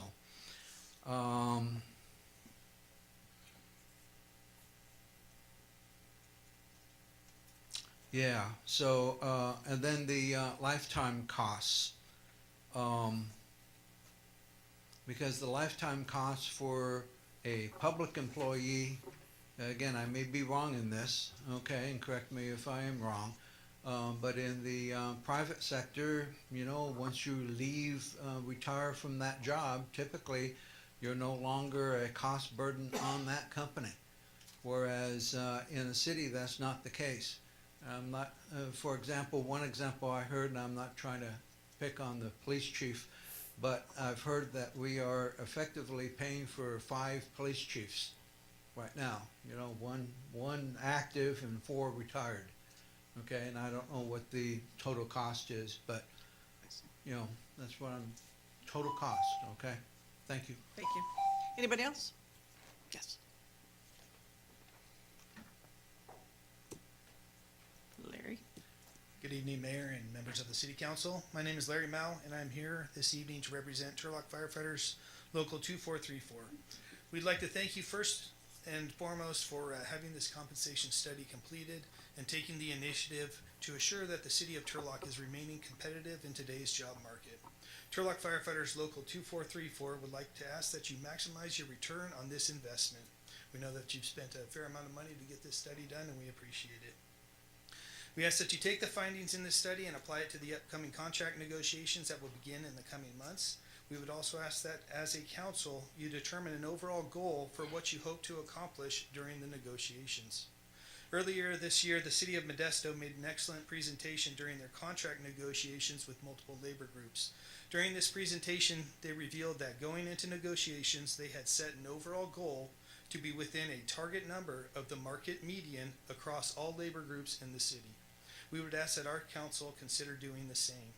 In reviewing the study, you will find that many job classifications are above the total comp median, while others are within the 5% range that was spoken about today, with the total average for the city currently at 3% below market for PEPRA employees. You will also see that the study shows that our firefighters, from firefighters to battalion chiefs, are 14 to 20% below the median when comparing total compensation packages, significantly below the city average. We believe this to be the single most contributing factor to the fact that our department turnover rate is more than double than that of the nation average. And it continues to be a problem, as we just lost a member in November to a department on the list of these comparable cities in this study, as well as we have another member leaving at the end of this month. In closing, we hope that you consider all of these statements when reviewing this study for yourselves, and would like to thank you once again for having this study conducted. We look forward to working with you together to fix our retention issues and are excited for the future. Thank you very much. Anyone else? Okay, we'll close the public comment, and if you could answer some of the questions that have been asked, Mr. Rothman? Well, there are a great number of the questions. Sure. Some you already covered. Okay, one question that comes up often when we do these presentations, which one of the speakers raised, was why don't we include private sector data? There are several reasons. One is he indicated correctly that several of your classifications have no private sector counterparts. Police and fire in particular, which are some of the more expensive parts of the services provided by the city, are unique to public agencies, provided uniquely. Many of the conditions under which public employees work are also unique. Many frontline workers, typically in health and welfare programs, you're talking about homeless folks that work with the homeless, work with indigent populations, and so on and so forth, are provided to a much greater extent by public agencies, although there are groups which in the private sector provide them as well. Another huge problem with attempting to include private sector data is the fact that we can, I hate to say, compel public agencies to share this kind of information. Obviously, they come forward with it. It's provided online and so on and so forth. We cannot compel, with the exception of some very, very large corporations which are required to file compensation for their executives. We can't compel private sector companies to participate in these surveys, and for the most part, and we can't confirm whether they're telling us bluntly the truth or not. There may be, occasionally there's suggestions that they may be motivated to understate their compensation for a variety of reasons. So the problem that we have is the reliability, the lack of objectivity, and the verifiability of private sector information. There are surveys that are conducted by large companies, Towers Perrin, whatever variety of large accounting companies, but they don't identify the employers. They only give you companies of about this size and this area. There are also macro studies which take data collected nationally and attempt to localize it to particular regions so that you get a better sense of what pay might be. Again, it's not verifiable. Presumably the survey agencies do the best possible job that they can in acquiring it, but it's not like what we're providing here, which is the name of the job class, the name of the employer, the exact salaries, et cetera. And beyond that, as I think all of us know, the State Controller's Office publishes an annual report which virtually name by name, it's not name by name, but it's certainly position by position, employer by employer, tells you exactly what compensation has been paid to that individual. That does not exist anywhere in the private sector. So you're looking here at a completely transparent document, which may not tell you what 100% of workers in this area or in the valley or in this part of California are earning, but it is reliable information. It does tell you what is being, your account, how do your accountants look compared to accountants in Modesto, accountants in Clovis, accountants in other, throughout the Central Valley area, as well as a few parts of the Bay Area.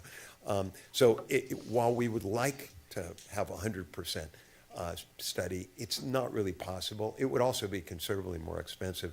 It would become a census versus a survey. So this is a look. We don't claim that this is 100%.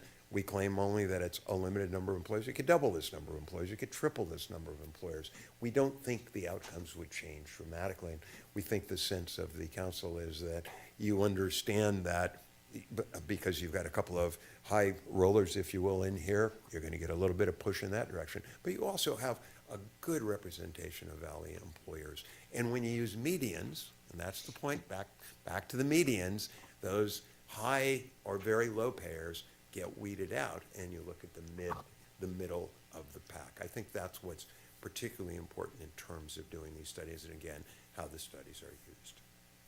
Yes, sir. I guess in my simple mind, with regard to, if you have, let's say, 3 out of your 10 that are what you're gonna call outliers, I mean, that seems to me that skews your data fairly significantly. It would if you weren't using medians. Absolutely, you're right. If you were using averages, it would have a real impact. And in fact, I will tell you that I have to testify tomorrow in an arbitration over this very issue, which is medians versus means. The dispute being one group obviously believes that means are the better way to go, and you've just hit the most significant problem, which is the effect of the outliers. My argument would be medians are much better measure. Actually, the use of the two measures gives you an interesting comparison. But you are working with a small number of observations here, and over time, medians have proved more reliable because of the disproportionate impact of 1 or 2 employers who are either very high or very low. But it's an excellent observation. Other questions?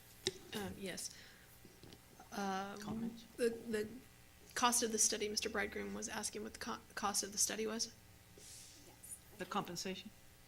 And he also asked the lifetime compensation. The classification and compensation study are under one contract. To be honest, I don't do the accounting in our office, lucky for the other employees. And in that regard, I didn't, we bill based on only a real-time basis. I can't tell you exactly how much of the total study was this particular part of the program cost, but fortunately, Ms. Dahmy has that number for you. As of our last bill received, sorry, I'm losing my voice. As of October, we have paid up to $24,570. The total cost of this project was a not to exceed amount of, I believe it was $149,000. I will verify, but I believe that's what the amount was, a not to exceed amount. Director Dominic, can you just real quick tell us when the last time we did one, how many years ago? So the last time we did a compensation study, it was presented on February 14th, 2017. The classification study, which is the next process that we'll be working with Sloan and Sakai, has been, I believe it was 30 years. Another question. Director Dahmy, can you tell the public how these 10 cities became our Absolutely. Yes. Our 10 cities for comparisons? Yes. These 10 cities were formalized through the labor groups. They were negotiated survey cities. So that's how we've come up with these cities.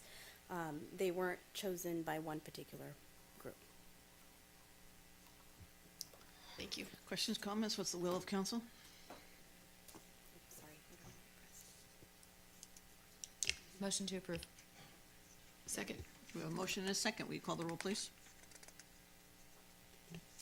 Councilmember Abram? Yes. Councilmember Bixel? Yes. Vice Mayor Franco? Yes. Mayor Bublak? Yes, passes 4-0. Thank you, Mr. Rothman. Good luck to you. Thank you very much, Council. Merry Christmas. Thank you, Director. Director Moreno. Transient occupancy tax.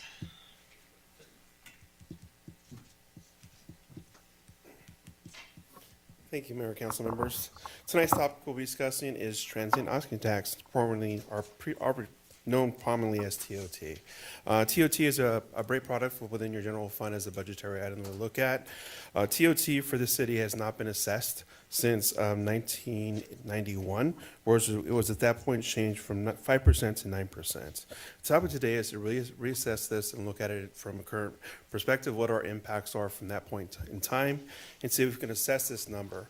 The Finance Department is currently proposing a 14% marker. With this indication, so when they did this last time, they basically called out the impacts of tourism as a whole.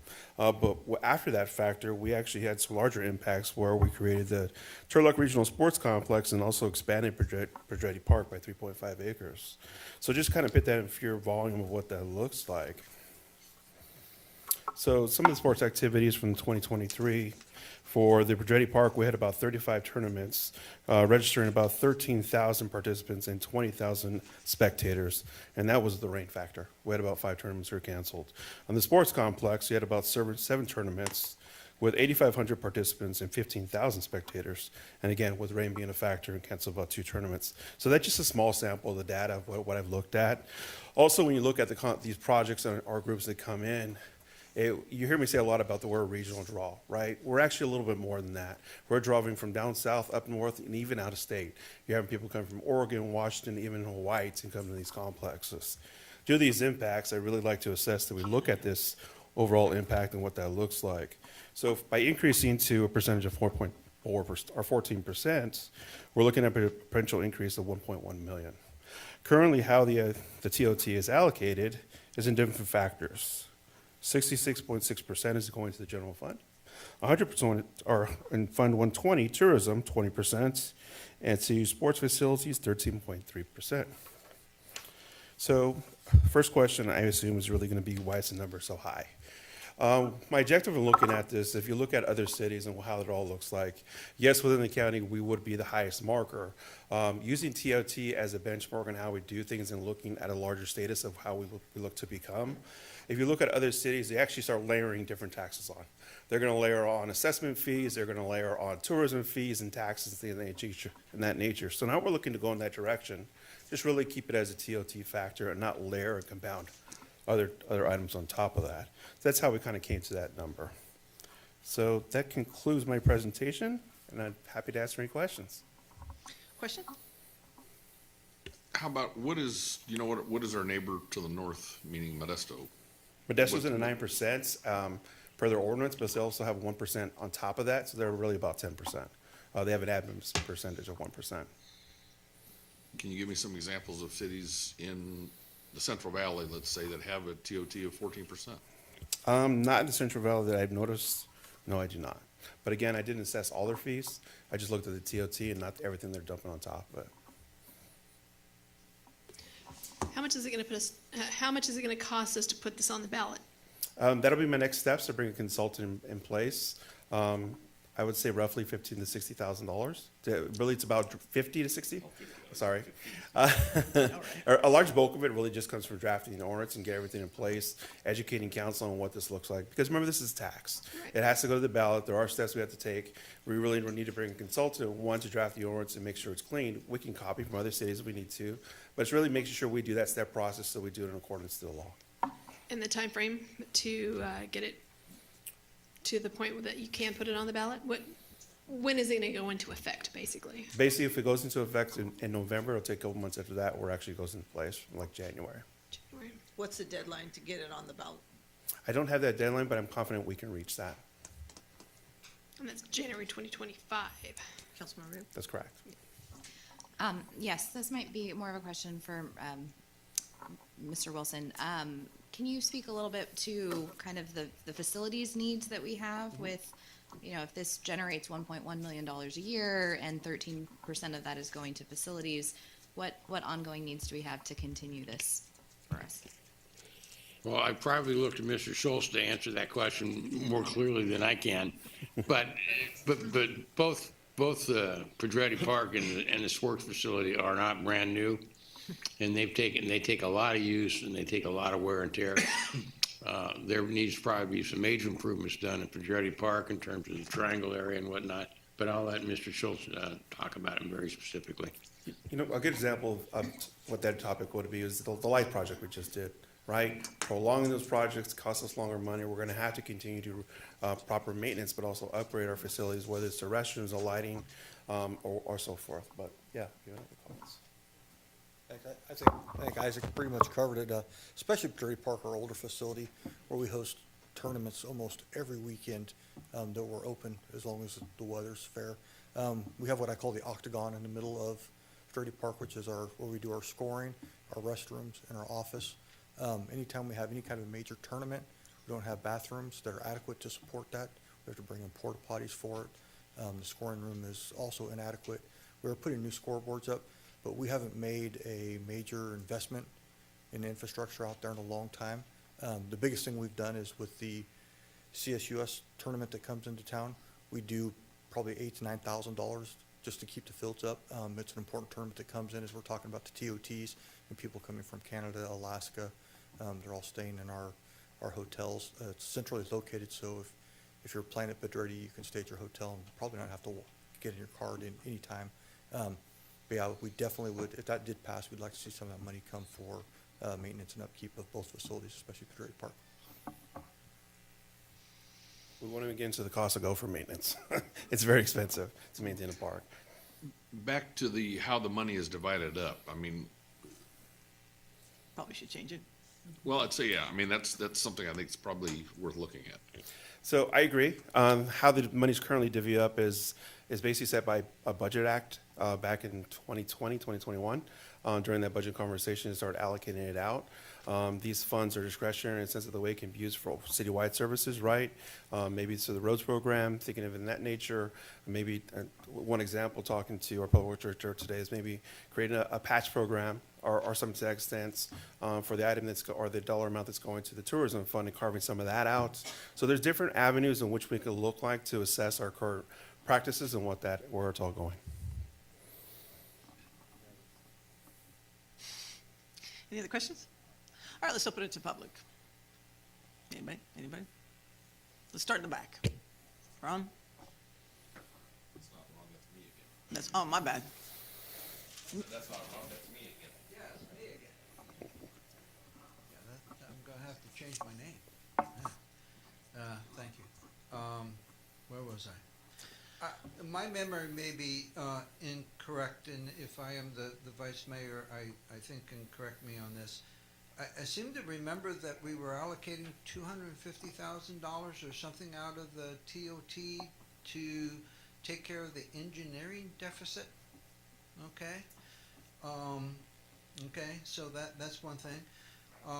I would recommend the amount, I forget the total amount, it was at least, I think with 14% it would be about $3 million a year, something like that. I would recommend putting this into a separate fund like cannabis and Measure A, so that you have direct accounting of how that money is used. And like cannabis Measure A, make it to where it can only be used by how the 5 of you vote for it to be used. That's a recommendation I would make.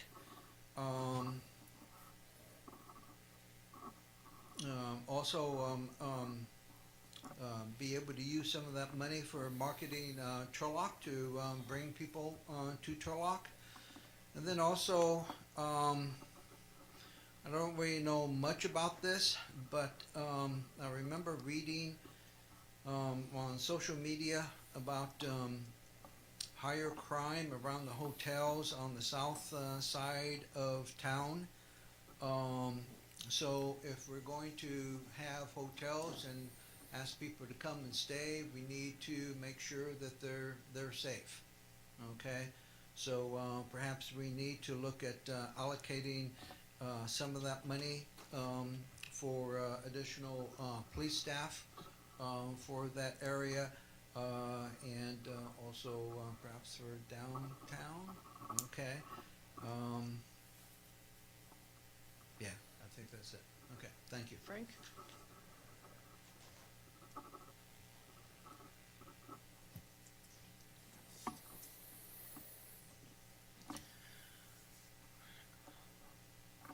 Hi again, Frank Aiello, Turlock. The average TOT in the state of California is 14%. So you're right in line with what the state of California has. As an example, LA is at 15.5, but 1.5% of that is a separate tax, so you're right in line. As for your facilities and the way the money would be structured, my recommendation would be to increase the amount into upkeep and increase the amount into increasing the facilities, making them state of the art, because your return on investment would be tenfold if the facility's top notch. Your biggest competition is Manteca that gets 52 events a year. Okay, so they're booked every weekend and you're booking 35 and you canceled out 5, it's 30. If you increase your facility and make it state of the art, you're going to increase the revenue stream all the way across the board, so your chances are you would increase above the $1.1 million. Anybody else?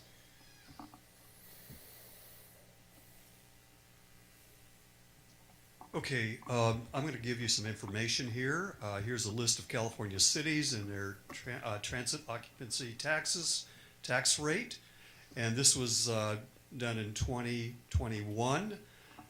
And San Bernardino, and I'm going to give you the city and then their tax rate. San Bernardino, 10%. Los Angeles, 14%. San Diego, 10.5%. San Francisco, 14%. Manteca, 9%, Stockton, 8%, Tracy, 10%, Santa Cruz, 11%, Santa Rosa, 9%, and now in our county, Ceres, 10%, Modesto, 9%, and Turlock, 9%. The TTOS occupancy test, it may or may not be necessary to raise it. I don't believe it's going to be that beneficial for us to raise this tax. We want people to use our hotels and motels in our city. This may be an incentive to keep them away. Not everyone, but it's best to leave the TTOS rate where it is now at 9%. You might want to consider 9.5% and a maximum 10%. You would still get $222,000 more dollars. We want travelers to stay in Turlock when they travel in the state. Staying in Turlock brings us customers to our restaurants and our other businesses. Then we get to collect also our 3/4% sales tax. I'm just saying we could make with the 10%, we could get $222,000 more and not drive anyone away, because that would be within what people see.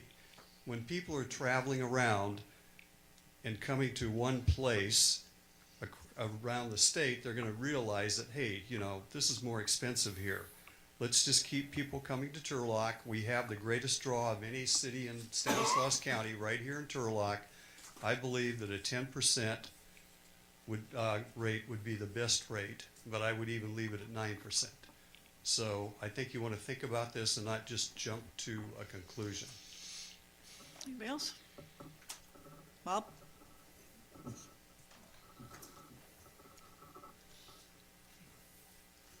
It seems to me at Pedretti Park,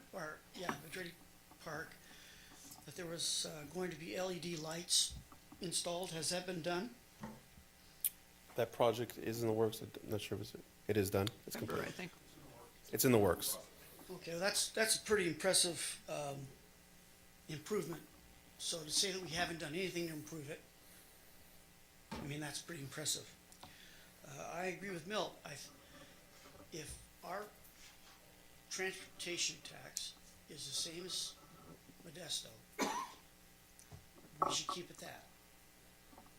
We're not Los Angeles, we're not San Francisco, and by the way, the largest hotel, I don't think it was developer, but manager, something like that, just turned in the keys to all of his properties, went bankrupt. I think it'd be better that we keep our transit tax lower and allow the hotels have a little more flexibility on their rates, so that maybe they can make a little bit more money and pay their employees a little bit better, and we get some tax on that way. But I am all for figuring out a way to improve Pedretti Park. I thought they were gonna sell advertising. I haven't been out there, so I don't know if that's done anything, and you can use that money to improve it. And there are other ways to raise that, but I just think 2 years after COVID is not the time to put more burden on an industry that was decimated by COVID. Thank you. Anybody else? Okay, let's close the public comment. Questions and comments back here? Do you know, are there studies done to show what raising it 3, 4, 5%, I guess, negative impacts as far as people coming to town? I mean, you know, like I said, I know, I mean, if somebody's gonna look at Turlock versus staying in Modesto for a 4% difference, well, you're gonna burn that up in gas, obviously, if you're coming to Turlock. I would, you know, have we included any of the proprietors of hotels here in town to get their input on this and how that may affect them? So we're in the early stages of the conversation. Obviously, I don't want to impact and have conversations without council's direction to actually move forward. So they would be part of a study session and get the information out and the impacts and what they potentially mean. May see what that looks like. But let's understand what a TOT is. It's pass through, right? They collect it, they move forward. So their general overall operating budget is not impacted in any format or any way. So if you say, are they going to give raises not because they are there or not because it's not going to impact them in that sense of the way. They may make a claim that it may deter it, but really if you look at our centralization and what we're operating by, let's take a tournament, right? Usually a couple days, a week long. You don't want to drive all the way to Merced or to Modesto when you know you got to get up first thing in the morning to go back to that tournament. So it's a little oblong to be doing those things. You'd rather pay the additional dollar amount.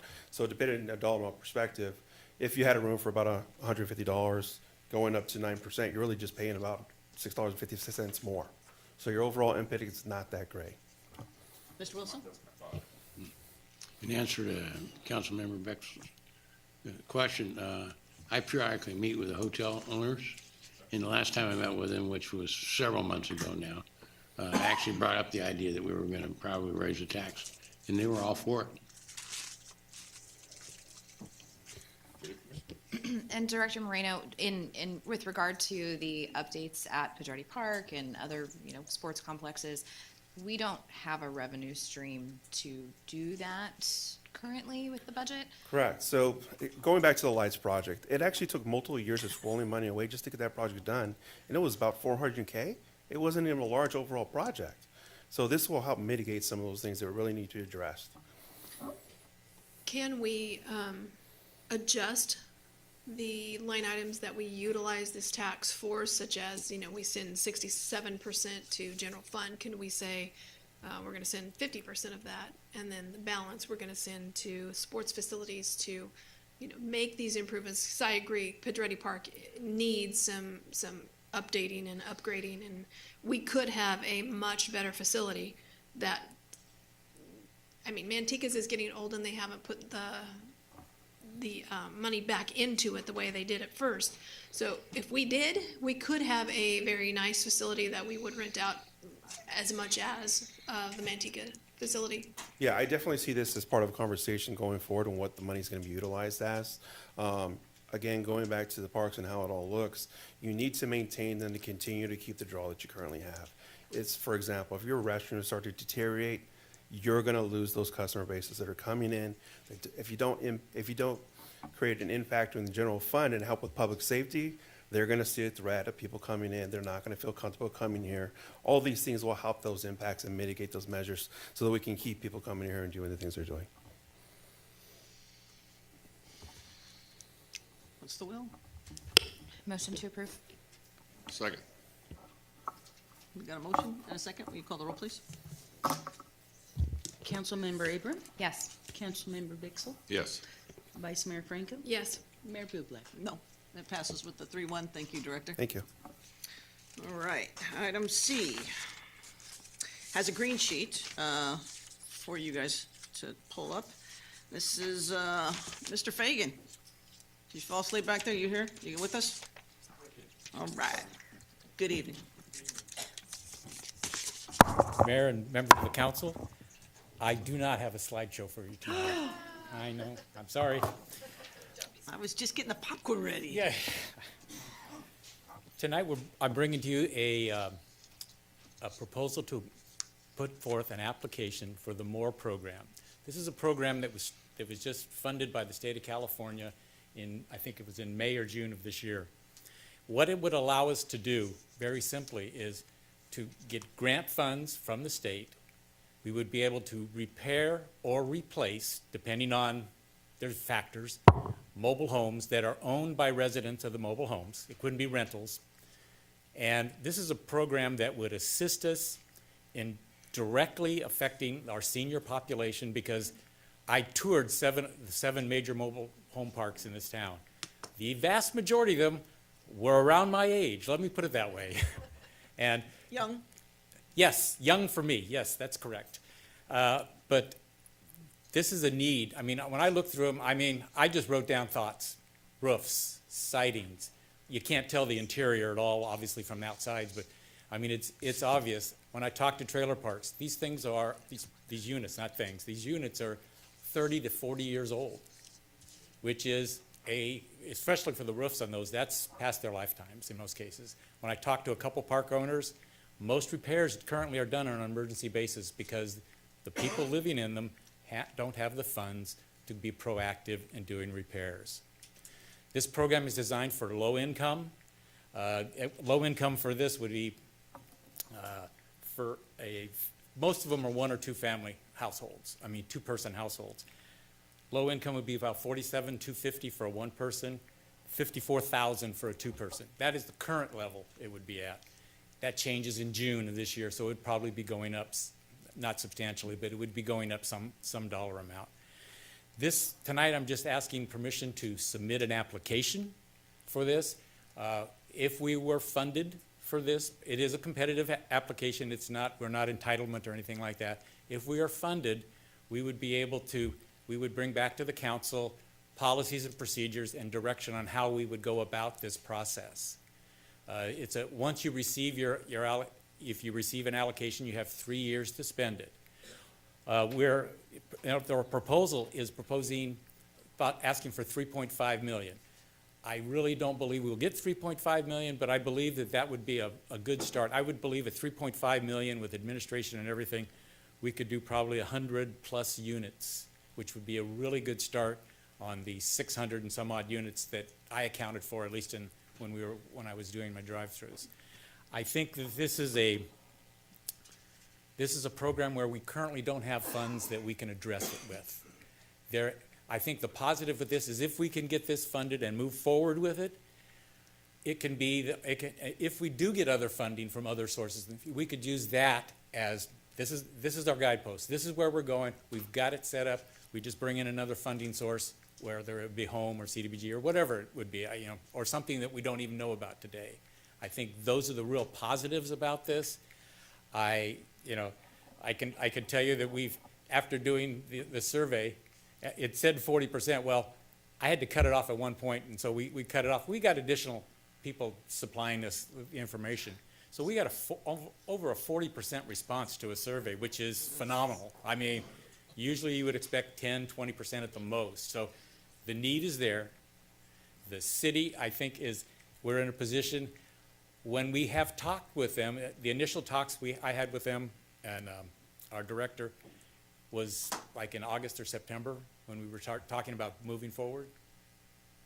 They told us nobody in the valley at that time in our area had applied for these funds. That doesn't mean we're going to get them. There's only $19.5 million set aside for our region at this point in time. We also talked about future allocations. They told us if this was oversubscribed, it would be very possible that a future funding would be available for us. So I don't know that we can say it's going to be continuous, but I think it's a good start for us as a community, and I think we're serving people that currently we're not really able to serve with our housing funds. We're really not. If there, the only thing is, it says rehab or replacement.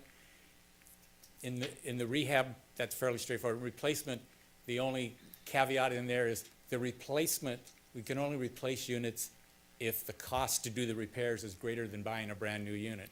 And I can tell you what a brand-new, I asked a couple of park owners, with people who had moved in recently, what a basic unit would cost, you know, your base MSRP, $129,000. Smokes. I mean, and there are units selling in these parks that are 30 years old, they're selling for over $80,000. Wow. So could it be possible? Absolutely. I think that the rehab portion would be the positive for us, the direction we could go and really do a service to our seniors and other members of the community that need it.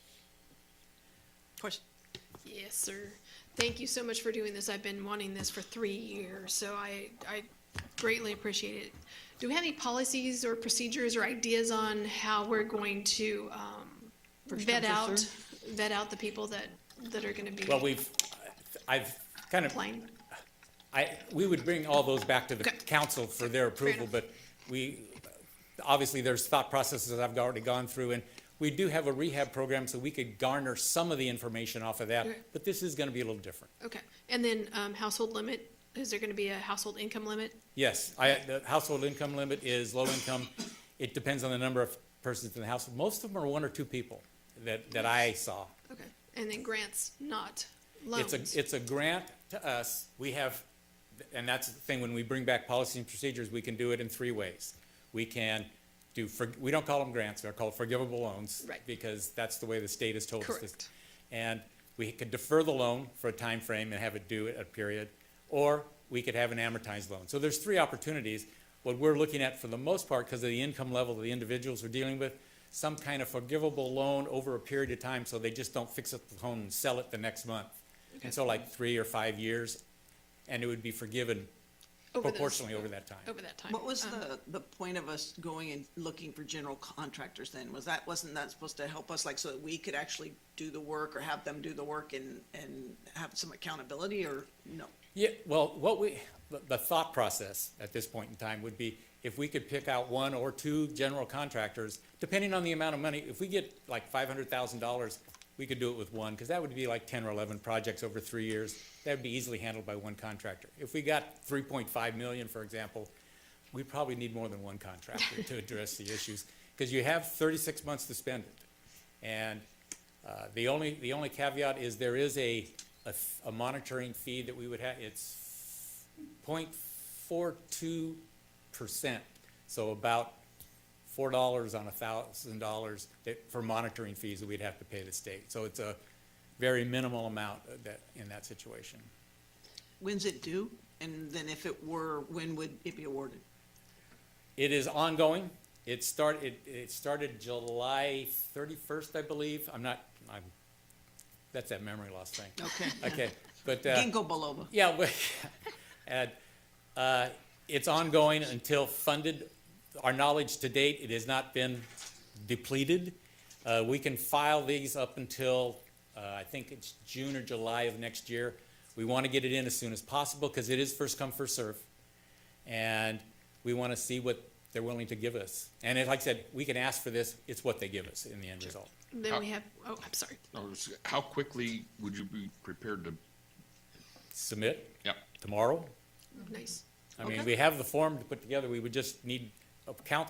The reason we're coming to council, 2 reasons. One, we want to inform you. The other say hi. is we're required in the application to have a council approval for the city manager to be able to sign off and send it. But we have it put together already. As a matter of fact, in your packet, it is there. It's in the form. It's all electronic, so it's kind of, I'm not an electronic person, okay? It's kind of a little funky looking the way it's put in there, but the reality is electronically it flows very well. And we've been encouraged by them. We've talked to them. Anytime we've had an issue, we have responded to them, and they keep telling us, put it in. So, I mean, everything to me looks positive. The worst case scenario, if we don't get funded, we'll be in line for the next funding as it comes out, and we will stay in line for that. Okay, we have some unresolved issues. Correct. Have we We have addressed those with We have talked to HUD, the, and so that we can move forward with this? well, in your notes here, it shows what we've. what we 13 items, Well, yeah. yeah, the items that we have there. We have discussed these items with the state, and they told us Okay, to move forward. good. All right, they told us to move forward even though that we've got these outstanding items. Yeah, and Perfect.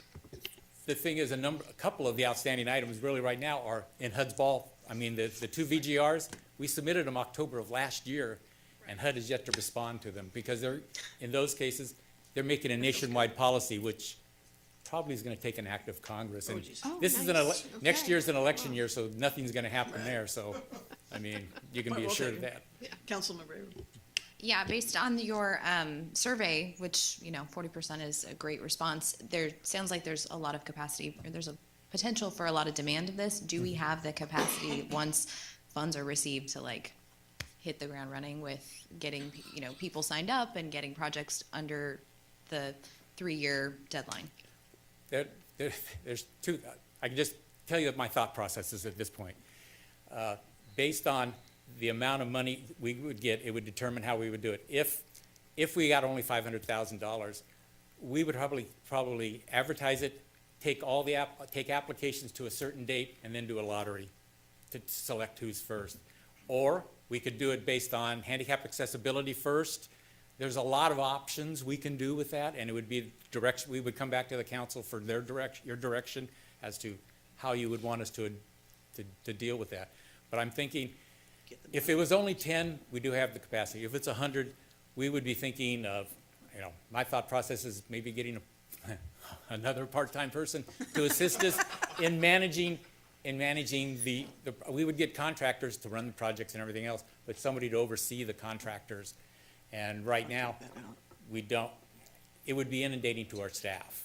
So we would have to look at but those are the problems I like to have. I mean, if I've got $3.5 million and I gotta figure out a way to get it to the public, that's a good problem for me. Absolutely. Any other questions? Let's open it to the public. Go ahead. Show me the money. This is absolutely necessary and a no-brainer. Oh, I have several friends who live in these parks, and they are low income. They're struggling.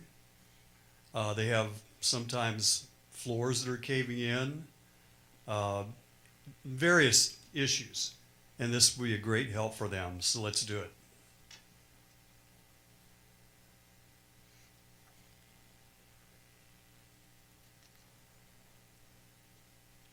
Me again. Yeah, thank you. For bringing this. Yeah, so, sounds good. State funds, maybe this comment doesn't make any sense because perhaps you have, the application already made.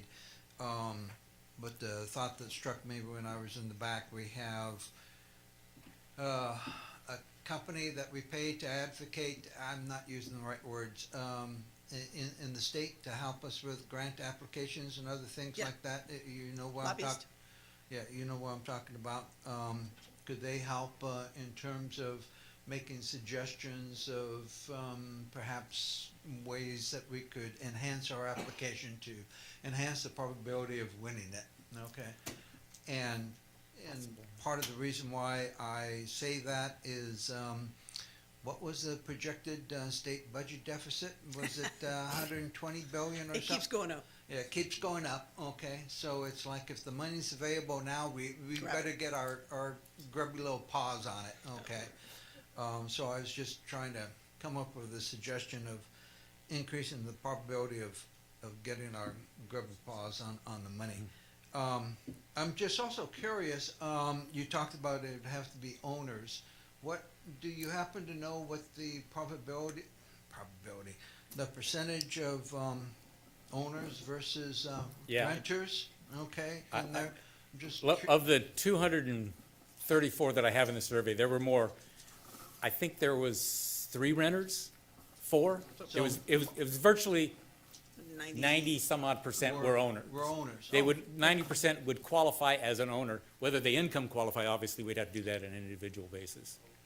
Okay, Right. okay. And then once you actually have the procedures set up, the process, so on and so forth, you talked about looking at other funds and other possible funding source that is under your control, would be cannabis. Okay. That's not under my control. Well, no, under their control, the Okay, five okay. of them, okay. You know, so that's just an idea I threw out there. Okay, thank you, and thank you for doing this. Okay. Anybody else? All right, let's close the public comment. So, Mr. Fagan, there was, previously we were talking about doing this, we were all gearing up. There was some problem with property owning versus if you didn't own the property? With the other fund, not with this funding Right, source, right. but with other funding sources, you're required, with home, for example, you're required to have an affordability period. If it's a lease, you have to have a lease for the term of affordability period. Most home affordability periods for around 40,000 or less, which is what we'd be looking at, are 15 years. Gotcha. Nobody has a 15-year lease that I'm aware of, period. Right. But there has been some rumblings that they could be changing that. And it says, if No, they no. do, and if we have this program already running, Right. it would just be another funnel. Now, it does say in the program, we can't use other funds in this program. We can't use two sources of funds to fund the same rehab, but we can use separate funds. Absolutely. Okay. Question? All right, let's do it. Oh, yes, motion to approve. Big second. All right, motion and a second. Call the roll, please. Thank you, Mr. Fagan. Councilmember Abram? Yes. Councilmember Bixel? Yes. Vice Mayor Franco? Yes. Mayor Bublé? Yes, 4-0. Thank you very much. And you're gonna push that in tomorrow, right? Submitting it?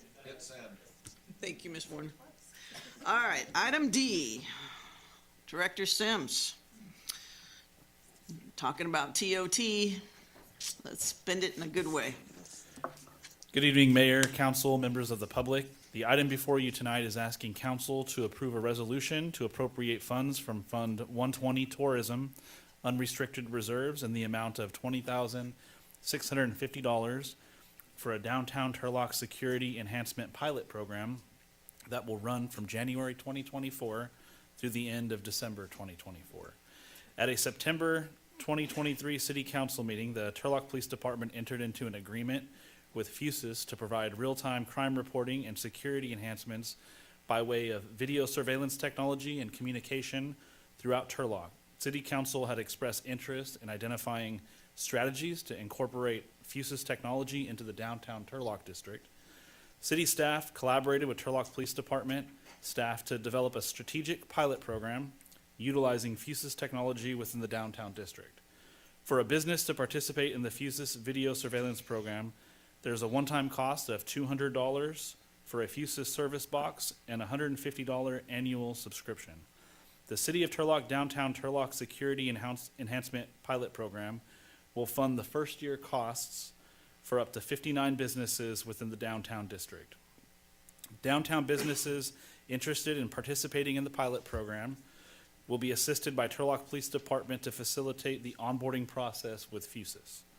Upon conclusion of the first year, if the participating business wishes to continue this Fusus service, the participating business will be responsible for the annual subscription cost of $150 to be paid to Fusus. City staff will work with Turlock Police Department to strategically identify downtown businesses to participate in the pilot program. Businesses that participate will provide an opportunity for Turlock Police Department to access business cameras to effectively respond to crime in real time. We're available for questions, should there be any. Questions for the director?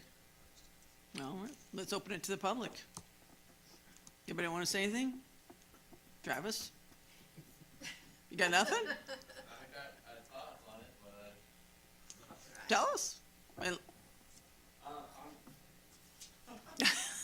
you're sitting here, come on. I'm strictly speaking as a citizen and not under title of director. Okay. So that we're clear. I am unaware of the program the details of it, so I have a lot of questions when it comes to it, which I would love to hear a sales pitch on it. It sounds like there's a lot of great things potentially there. There are a lot of things that I'm concerned about. You know, I know it's only $150 a year. It's not too big of an ask, but it is still $150 a year. And when I'm talking to businesses downtown, a lot of them are having the worst year that they've had in a long time. Just another thing on there. Like I said, I'm not talking bad about the program. I'm just trying to talk about the practicability of it. I know that there's a lot of businesses that there's a few businesses that have cameras, and almost I don't think I talked to any of them that would ever say, if the police department came in and said, "Hey, can we view your footage?" that would say, "No, you can't." They all would open up their footage. I do know that there's some questions on what the privacy is when they open up to their cameras. You know, some of them have customers that deal in high-end merchandise that don't, you know, may not want to have their cameras open. So there are some behind-the-scenes, or some more questions that pile up behind the program to see how beneficial it would be, or how practical it actually is for the amount of money that we're spending for it. I don't. That's why I said I don't want to talk, because I don't want to talk for it or against it. There's a lot of pros and there's a lot of cons that would be weighed out both ways. And I would love to hear more about the actual program before I would have a judgment on it, or that I could go to a business and say, "Hey, this is a great program. I really think you should put to it." You didn't see it online when we. I didn't. Yeah, I didn't. You see didn't it. try to pull it up or something, like just to see what happened. Okay. I haven't. Yeah, I have no. Yeah. All right. So you've not spoken to any other businesses? Because I mean, I'm like thinking, shoot, I thought we had already had this conversation. So, I mean, there's no point in voting on this today then, because if the businesses don't want it, then we can find another corridor. I don't want to start it on January 1st when in fact you guys are. Right. That's why I don't have a pro or con to it. I don't. There's only one other downtown business in here to even see if they even know about it. Of the ones that I talked to, they knew that there was an item on the council tonight regarding it, but none of us really knew the details of it. So it's hard to sell a program when we don't know the details of it. So, but yeah. Yeah, I can help answer some of that. So what Fusus is it's real-time crime center information. So it's designed to enhance situational awareness for the police officers responding to the scene. So for example, I understand the privacy issues. So there could be a business that says the police department can have access to our cameras anytime they need to use them. So for example, there's a call at the corner of Main Street and Golden State. If the business has the donor site business has a camera there and the police department has a traffic accident or something going on at that intersection, they can pop that camera up anytime and see what's going on in real time and direct the officers as to what's happening, what's unfolding live. The other component for businesses is they can say, we only want the police department to access our cameras if there's a call generated at the business in that specific area. So it unlocks it at that point. The video is not preserved by the police department. It's only live viewable. So we would have to go to the donor site and ask them to upload the video to the network for the police department to have that video on any permanent basis. It also allows the businesses to just send us FYIs. So for example, in thinking of downtown, if Lori has a suspicious person outside the business that she's captured on video, you can send that link to the police department and say, hey, this person's been hanging out front. We're just not sure about them. It's a little bit suspicious. And then that would allow our officers to see that and kind of be aware of that person that's lingering around. And maybe that puts it in their head to go out and contact that individual and find out what they're all about. So it's a really good piece for the police department as far as enhancing situational awareness, but it's really good for the business also in terms of sharing information and providing communication back and forth with the police department. From the business, even without a box, you could call on somebody, have your cell phone. As you're talking to the dispatcher can say, Travis, can I send you a link to activate on your phone for your camera? You approve that link on your phone, and then your camera becomes live and viewable to the officers responding on the scene to what you're seeing and what you're witnessing, and also to the dispatch communication center or anybody else viewing from within the police department. So all positives because it's controlled by the donor site. All right, anybody else? I would like to say, we did speak to 2 or 3 businesses last week, and they seemed all for it. And in the last couple of weeks, I've been out to business meetings with PD, to some of the other employers around town, and all of them have had positive feedback and willing to participate. And what is it? We have 4 businesses in town signed up so far, and we're kind of on our tour to these businesses, telling them what the program is all about and how it benefits them and how it benefits the police department for situational awareness. It helps you use your deployment better. Anybody else in the public? If you're for it, I'm for it. But yeah, I think, a year trial, then we'll know. I think it would be an easier sell, and we can say, hey, this is how it was used, and I think maybe they'll be able to come up with 150. So, Yeah, the benefit on that is the city's front loading the cost for that. So the box is a one-time fee. Now that's been donated for the business site, and then you're on the hook in previous years for the $150 a month subscription. Not retro. It's Not retro, you mean following, not previous. The following years. You owe us for 6 years behind. You didn't have it, but go ahead and pay us for it. Awesome. And this requires the businesses. Hold on 1 second. Anybody public? We're done. Anybody else? Okay, let's close the public now, please. I'm sorry. This requires the businesses to already have some kind of a camera system, though? Yeah, they would have to have a camera system in place. Yeah. And this little black box ties into their existing camera network. It works with virtually any system. Sure. Works with their existing camera network to share that information remotely with the police department, or make that information viewable.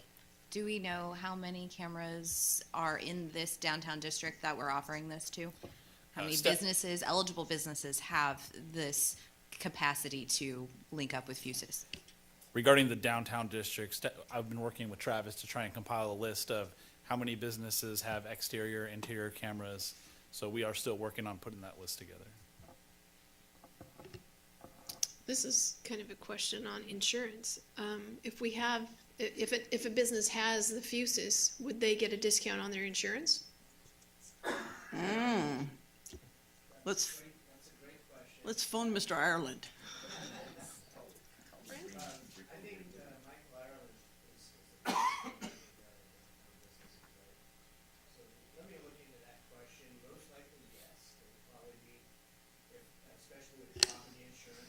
Right. Flood and tornado. That would be a great thing to be Selling. able to pass on the information to the businesses so that they can make sure they get that discount. The discount should cover the price of the $150 a year, hopefully. We get that question to Director Sims. Okay, good. Another question for Director Sims. It sparked my. You ready, Anthony? So, the $20,650 for our first year. Same for the downtown businesses. Should they keep it? Are they going to get the same price next year? Yeah, they would be responsible for the Just for $150 annual subscription Just after, for $150 year on 2 the and boxes. forward. Okay, $150. Okay, and how long would that price be good for? It's not going up. Fusus isn't. No, the folks at Fusus tell us that They wanna there's keep it low. Yeah, they want to keep that low, Okay. and the hook on keeping that low is they want the police department to have the donor sites. So that's the business model for them, is that the police department is leveraging cameras within the community to make the community safer and be able to view information live as it's happening. So that's what Fusus is based on, and it's based on, it works most effectively with community partners. Now, it'll work for any of our cameras within the city, so that's beneficial. We can put it on our license plate reader cameras, which are awesome, by the way, thank you for that. But it's most effective when you have donor sites around the city who've already invested in camera infrastructure and are participants in Fusus. And again, Fusus doesn't maintain any of that video data, so there's no going back to see what happened at 3 o'clock at one of the businesses downtown or one of the donor sites. We would have to say, hey business, we weren't aware of this, but there was a crime reported, and we know that you have videos you're linked into Fusus. Would you upload your video for 3 p.m. Today so that we can view that? So really, $59, 59 businesses times $150 is basically the second year. The 20,650 takes into account The boxes. the The box boxes, so and we the don't have to first buy the year. boxes again. So So this- it's But the city owns them, right? $150 for the subscription. Correct. So times 59 businesses, that's $8,850 a year. Can the city extend it a second year to include? Let's see if it's for 2 effective, years? though. I would say, let's make sure it's effective and see how many, because what if only 50% use it? Then we could go to Lander and start helping out there, Gear Road, and if they don't want, if after a year, we can take that box, it's transferable, correct? Yeah, the box would be transferable. So not it's still our specific box. to anybody. the business, yeah, it would be So, our box. so if they didn't want it the second year, then they turn it in and we move it to somewhere else. Just move it somewhere else to use in the city, yeah.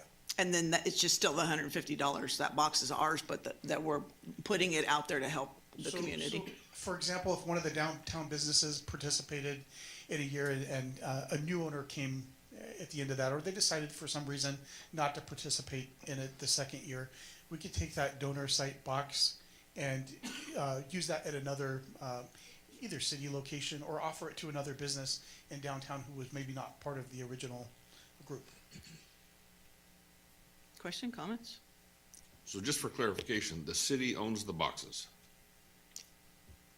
Or Yeah, is it a this- lease, or is it a, So whoever's paying for the box owns the box. They purchase that box. It's a one-time fee at $200. So for And then this, the annual for the It's box, us. the $200 box, and then there's an annual subscription that goes like it. So it's like buying the phone and then paying for the service. So if I, does that Well, make sense? yeah, so year one, it's a $350 fee for each box. I think that's how you come up with your that's where the 20,000. city That's where pays you- that, right? Right, and then after year one, it will go on to the business owner. Just the 150 Right, subscription. no, yes, of course, yeah, you don't have to buy a box every year. Right. Have a lot of boxes. My interest in downtown was, I talked about it previously about, this is the kind of security things I talk about. And so I've spoken about it before. I've spoken with you when we were doing a downtown video. These are the things that helped our deployment and how many cops can get where they need to be, because now we know when to get them there. And when you're saying, hey, this is significant, we can see it while we're trying to break from another call. We are people. So, I mean, that's, for me, it's like, let's try it here. And if it's successful or it's not successful, let's try it in another area. But we're starting here. And if you guys don't want it, then let us know. But I think if we don't vote for it now, then it's going to take forever to get started. Hopefully you can start send out an email tomorrow and say, hey, let's talk. Absolutely. If you guys can implement the program, we're gonna, make sure that, we're gonna get the best value for the dollar for it. I just, when I was called up, was asked on. Sure. Or not, I didn't know enough to make a judgment for that. What's the will? Move to approve. Kevin, you want to make a second motion? You're not going to second? Second. Lord. We have a motion and a regretful second. Will you call the roll? Councilmember Abram? Yes. Councilmember Vixel? Yes. Vice Mayor Franco? Yes. Mayor Bublak? Yes, it's a 4-0. Thank you, Director Sims, and let's get this going. City manager update, sir? Anything? All good? All's good, unless you have questions about the reports you have in your agenda package. We haven't got to that. You mean a comment A about comment his? about his, Oh, my his bad, city my bad. manager Go ahead. report. Give me a break. The fire station report shows that District 4 once again led the districts in number of calls. Nice And job. just gonna throw this out there, District 4's fire station was always supposed to be a temporary fire station. It's in a house. We need to look at how to make a fire station in District 4 become a little more permanent. Duly noted? Duly noted. And our fire chief and I actually had a preliminary discussion about that. Yeah, he was crying and graveling. It was. All right, council items for future consideration? I would just like to recommend that we talk about that with in the, an ARPA discussion, because it's my understanding that the ARPA funds, which we now have about a year in which that we can allocate those funds, can readily be used for public safety needs. Anybody else? No? Oh, gosh, girl. Still need my housing workshop. Housing workshop, that's coming in the January, February time. Council comments, announcements, etc.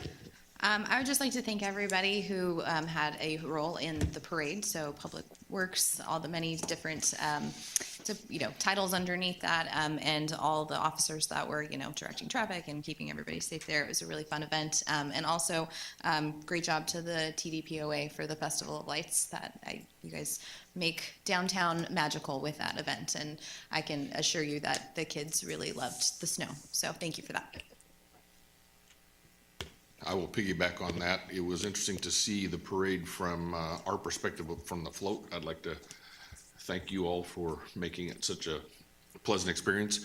And I mean, just to see the looks on people's faces and just the sheer numbers of folks that were out there. And it's just such a great time. And I mean, everything from chief to, I know you had a lot of volunteers and a lot of people and a lot of guys working really hard. And I think that it came off without a hitch, at least from my vantage point. Thank you. A huge shout out to Yonan's Jewelers for feeding our police officers on Thanksgiving. It's greatly appreciated, and it shows a lot of community support and spirit. So thank you to Yonan's. Congratulations and apologies to our new firefighters and promotees. Didn't get the message that your ceremony was happening, so I would have been there. But I do want to say congratulations and welcome to the new firefighters and the promotees. Christmas tree lighting and Christmas parade were both wonderful events, well attended, great programs. So much thanks to all of the people that made those things happen, and a special shout out to Julie and Donna and Nicole over there. They put together our float, which was wonderful. We had a great time. Enjoyed it very much. And this is the last meeting for 2023, so Merry Christmas and Happy New Year, and a big shout out and thank you to Police Department for your Blue Santa, and Fire Department for your fire truck that goes around all over. We really appreciate that. So with that, Happy New Year, Merry Christmas, see you next year. And then Christmas was, all the celebrations were great, but I was recently on a bus tour with CSU Stanislaus, and so they were totally intrigued and loved the passion of all the people that had the dialogue with, okay, this is what we do. And of course, there's, we're talking about sewage, and who would expect somebody who's excited, but we even had people in the crowd that were like, oh wait, no. And so it was really neat to see each department that we went through and how much interaction CSU, the faculty, the deans, the president. It was just a wonderful time, and I really appreciate you guys putting that together. I think it's a really great thing, and everybody should get a chance to do that. And then Merry Christmas. Please have a very safe holiday so that we can see you back here in 2024. And we have no closed session, so without further ado, I close this meeting.